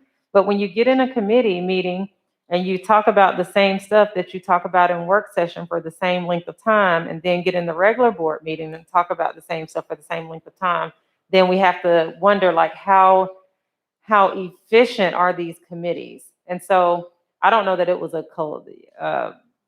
majority goal to make the committee smaller. I can only speak from what that was my perspective, that larger committees weren't necessarily helping us. I don't know that any committees are helping us, but that's an opinion of one. So this is the consensus we discussed at that time. And all I'm saying is that there have been other questions literally this week about the legality, if there are any legal violations if the committees are smaller. But I'm not saying they have to be. That document was there and people signed up for the committees they wanted to be a part of. Well, I don't. All I know is I do have a committee of 4 right now, but I don't. I just feel like we've kept pushing this down the road, and I feel like that my committee is really not functioning, and maybe that's the purpose of it. But I just feel like we're just procrastinating. I also think that committees of 4 are good because sometimes there's people that can't make the meeting and you can't get a quorum if you don't have, anyway, I think certain committees that meet frequently and have certain work to do probably have more members, but the number of people on the committee is not addressed at all in this policy. No. So if someone wants to sign up for another committee, they very well can. There's no limit. We just can't have more than 4. Right. Otherwise, we have to That's right. have the full board. Okay, well, so what I hear is that we pull this one from the consent agenda, or not from the consent agenda, but from the lumped policies that we vote with a single vote next week, which is fine. If you have additions or comments, I think we can talk about them between now and then, but I would otherwise recommend we incorporate Greg's changes to the government relations. Yeah, I just wish people would let this out ahead of time, because this has been out for, the change has been out for a couple of months now. I mean, the original change, and no one ever says anything about it until it comes to a vote. And I will sign up to meet with Mr. Schaefer and Okay, and that see if we can would talk be about this. good. And I think anytime we are talking about, all of these have been out for public comment, right? Yes. Yeah, okay. Yes. So this one needs to get passed. Okay, the next one is 10.13, BCBI, public participation in board meetings. So this one modifies how we handle public's participation in the board meetings. And I think, Carrie, you were right. We had originally discussed 45 minutes and it still says 30. So we will make that change before next week. But otherwise, there was no public comment on this policy changing public comment. So hopefully it's fine. Can we pull this from the consent bundle? I wasn't at that policy meeting, but I did speak with Dr. Thomas. I just still have some concerns. Can we address them before next week? I think it's a philosophical difference. And that's okay. All right. I'm one of 9. It's totally fine. And then I just had a question about, I know we're not trying to decide exactly how this is going to be done, but if we say it's a time limit of 45 minutes, we need to let people know ahead of time whether they are going to be speaking or not. And I just didn't know if it would be logistically better to have the limit be a number of speakers versus an amount of time. Because then you could say we have 15 speaker slots or something, instead of saying 45 minutes, but then how would we know how long people were going to talk and how many people would actually come to the meeting in order to speak? So I'm a mathematician, I would just think 45 divided by 3, and that gives you a number, but if you wanted to actually say parentheses. Well, I think that we need to tell people whether, like, if more than 15 people sign up to talk, and we were talking last time about how we weren't just going to do first come, first serve, because that wasn't fair, because some people are going to be on their computer immediately or whatever. So at some point, we need to decide which people are going to be able to talk at the meeting. If I may, and this just happened this week because I got an invitation to comment on, make a public comment or sign up for public comment at the commission meeting. It looks like they have some software so that when you sign up, you state your name, you state what your subject is, and so they know ahead of time how many people are going to talk on this. And I think if we could use some technology that might help us, weed these down when you have lots of people, and then we could maybe make some rules around that. It's kind of concerning to me that all of a sudden I'm coming to a school board meeting and I've got to meet some criteria to be able to speak. If we can actually know how many people are speaking in support of this thing, and I think it was written that way. You actually get to speak in support of something or against something, so you know ahead of time. And so do you really need for people to keep saying the same things over and over again? It leads us to some opportunities, I think, to maximize public comment. And I would ask that we take that back to somebody or give that to somebody, or maybe that becomes an ad hoc committee. But at least I'm not comfortable saying to the people that pay the bills that you can't have 3 minutes to talk to the board.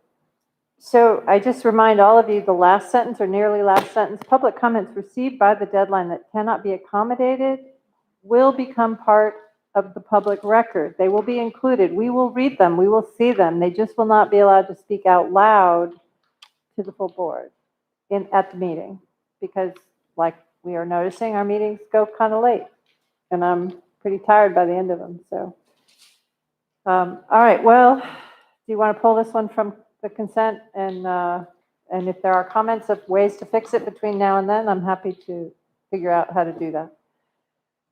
All right, 10.14, this is the policy, a new policy that we have to have effective July 1st.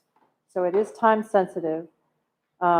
We put together policy based on GSBA. And in the meantime, we have had some comments from the teachers and the teachers union asking us to make some changes. And Mr. Davis, thank you very much, formally requested that we accommodate those changes. If you looked at the document that was recommended, there were some changes, changes of words, changes of timing, and then an appeal process that comes to the board, which is new. So I guess I'd like to get a reading of, we don't have a lot of time on this one. The attorney asked that be pulled and that he was something about. Is this the one? You got an email about that?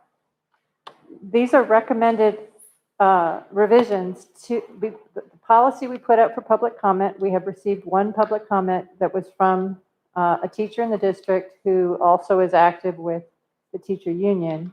And he had comments and revisions from the teachers union's lawyer. And Mr. Pruitt has commented that he would like to review these before he makes a recommendation. They are some pretty substantial changes. I don't see that they changed the flavor or the point of the policy, which was hard-fought teachers wanting to have an appeal process.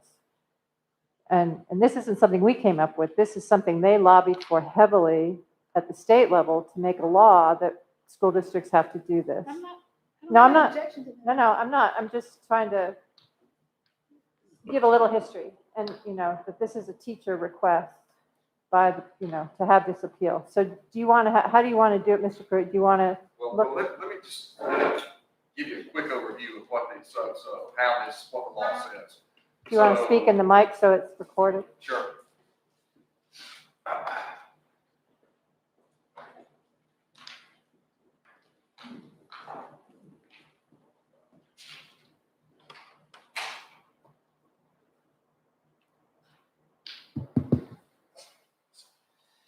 Yes, so the change was, formerly, there's a statute on having a grievance policy, and we have one that complies with that statute and has a really detailed set of levels of appeal that go all the way to the full board. The General Assembly, so this teacher appeal thing is in there, but they specifically said, they carved it out from that. You don't have to do that full process. And what they said was, you make your own process, and it should minimize the burden on all parties involved. So they're contemplating something shorter. What this suggestion is to go to, so the appeal can be filed for an unsat or an ineffective or summative rating, the end of the year rating. This suggestion is to have a full-blown new evidence, de novo in the Latin legal term, hearing trial before the board on every appeal, if the teacher chooses to take it that far. Now, I don't know how many you have, but I assume most, if not all, teachers would file those appeals. You'll be having a lot of call meetings to hear those. And that's another difference. This isn't an evidentiary one. The statute and the GSBA policies contemplate that the appeals are, quote, on the record. You just review the documentation that went into the rating and the rating itself. So, I've got some other comments on other changes, but I think that's the most important one. And that's something I think you need to let HR, look at and give you an idea of really what kind of impact that's going to have if you adopt that. So my just follow-up would be, if the attorney says he needs more time to review it to make sure that it is cohesive with statutes and with other parts of our policy, then to me, let's be good clients and give him that chance to review it so that we don't end up regretting it on the back end. The other thing I was going to mention is I think you said something earlier about maybe having a pretty truncated meeting in June, but if you want this to go back to the policy committee, we could do that we're going to have a May meeting, right? Yeah. Next week. We could look at it again there, but then it would need to come back to the board if that short regular meeting you're going to have in June, right? Oh, so June's going to be the same schedule. Okay, that's good. Right, so we could have, it's been out for public review. It doesn't have to go out again, right? That is right. So we could make changes. Although it seems like if we make significant changes, it should go back out for public review, no? They don't, no. Doesn't have to. It only goes out for public review once. Okay, The all right. purpose of that is to consider the input you get and make changes or not if you see fit. Okay, so we have a policy committee meeting on the 20th of May. We'll revisit this one, bring it to the June board meeting, and hopefully pass something at that point. Okay. Can I ask a quick question? So Yeah. is the only thing that you're considering from Attorney Pruitt's standpoint, and I'm just trying to understand what Attorney Pruitt just said. The only thing that you're considering at this point to look at from a legal standpoint is how many people may possibly burden the board with hearing their appeals?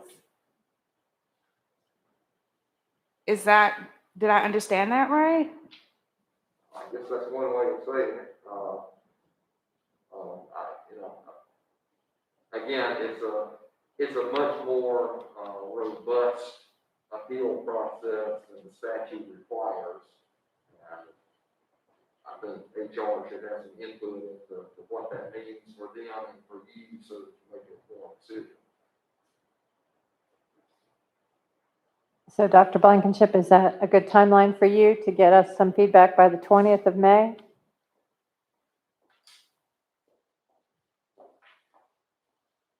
Yes, ma'am. I think we can absolutely do that. To be quite honest, we received this late in the day and just really haven't had an opportunity to fully review it yet. And we would like to be able to provide the board with that information so that you can make an informed decision too. Okay. Would the So- minds of the board change if it went from reviewing 2 appeals to reviewing 20 appeals? If teachers felt as though being heard was important? What's our threshold? What's the number where we say, oh, well, that's too burdensome, so we're not gonna add that to our policy? I don't think I have for me, I don't think I have a number. I just want the processes to align. If the statute is saying one thing and our policy is going to change what the statute says must be done, what the process says must be done, then I think we should at least get breathing room to compare the two, get input from HR to then make a decision going forward. But for me, it's not, we're going to be burdened if we have more to do. I just want to make sure that the process is aligned. And what I got from Mr. Pruitt was the process or the policy suggestions would change the structure of the process. Not just in making it more cumbersome, but there would be different standards that would be applied that could have a substantial change in HR and then us as a board as well, and what our role would be. And just because we're up under that review and kind of up under a microscope, I would feel comfortable making sure it goes through all of the channels before we vote on it. But that's just a voice of 1 of 9. I personally would like to hear about the process. I'm like you, Mumby. I'm not thinking about the burden. I'm mostly trying to think about the process and make sure that this wording, because some of this wording is not rolling off my tongue very easily. It's very legalese. And so I do think it's a significant enough revision that we might want to discuss it a little bit more. So I would just pull it, I guess, then totally from next week's agenda, bring it to the policy committee on the 20th, get the input, and then communicate the decision or the discussion to the full board at the work session in June. I support that. Thank you. Okay, great. We're almost there, folks. I know it's getting late. The last 3, so KG, been kind of floating around a lot, no comments. Okay. KGR1, no comments. And academic achievement revision, no comments. So just to summarize, for next week, we are making some modest changes. The one sentence to IHEA Reg 1. We're pulling BBC off of the consent, but we'll still vote on it after we get information. BCBI, we're just making some technical changes to the 45 minutes and then also pulling it off of the consent. And then we're totally pulling, for now, GBIA. You got me, Ms. Palmer? Okay, handing it back over to you, Dr. Gant. I'm sorry that took so long. Thank you, Dr. Yeager, for that summary. And again, please be sure to reach out if you have additional feedback about any of those policies that you think will help. We will move forward to item 11. And under item 11, we have 11.1, our May 2021 board report, the approval of job descriptions, that is 11.2, and then 11.3, the May 2021 board addendum. Dr. Thomas? Yes, ma'am. It's my recommendation that the personnel items be approved as presented. The items under 11.2, I'm sorry, can you look at it knocked me out. Thank you. The ACCA director was one that we've spoken about based on the recommendations from the group that accredits the Career Academy, and the coordinator of federal programs is the one that will be able to work with Ms. McGuire, because she manages already our federal funds, and it's a lot just with the title and other federal dollars. So this person would oversee the CARES fund. So this is a time limited position, but they would also work with Mr. Harris and community outreach and community groups as well as schools to identify programming that would need financial support and then evaluate those programs for effectiveness. And then Mr. Gaskins has spoken in the past about the MTSS position, but if you all have questions, he's available for that. Mr. Davis? Oh, God. I've been trying to put the coordinator of federal programs on the chart, on the 7 charts. Mm-hmm. Where would that position go? It should be on the chart. It reports to Hope McGuire. Okay, I don't have names on here. I'm just the federal programs. Okay. So Title I and federal programs. It would report to the director of federal programs. You what now? That position would report to the director of federal programs. Okay, director of federal programs. Okay, if somebody will show me afterwards. On the organizational chart. Yeah, I'm just trying to. Let's vote on that. Somebody will point out where that position is. It may already be on there.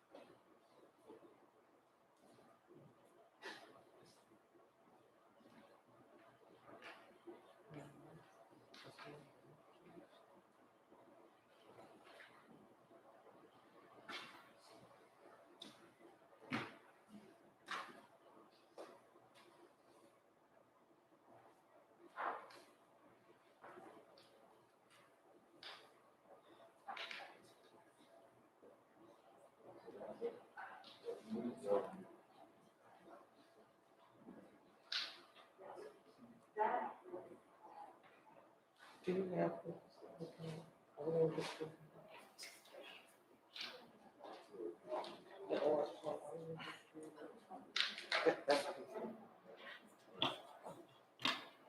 Okay.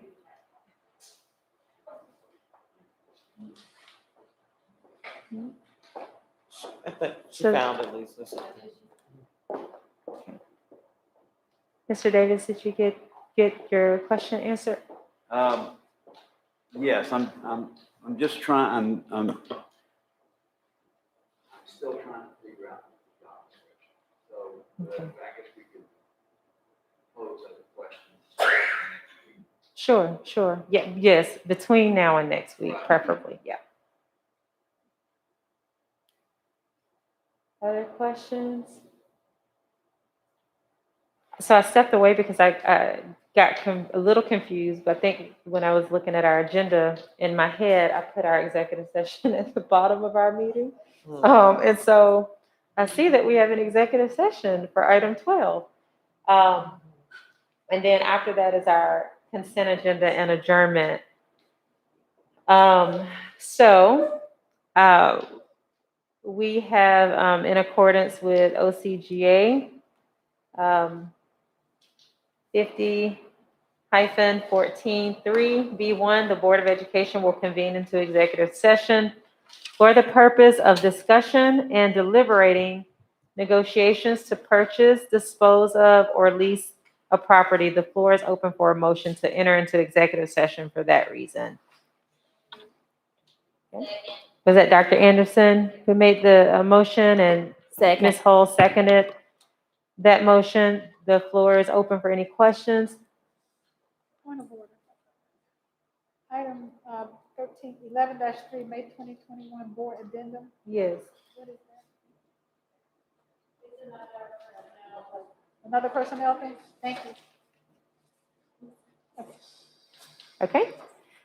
So we have the Motion is in seconded. All in favor of entering into executive session for that stated reason, if you would raise your hand and say aye. Okay, so that motion carries and it's unanimous. We'll enter into executive session at 9:43.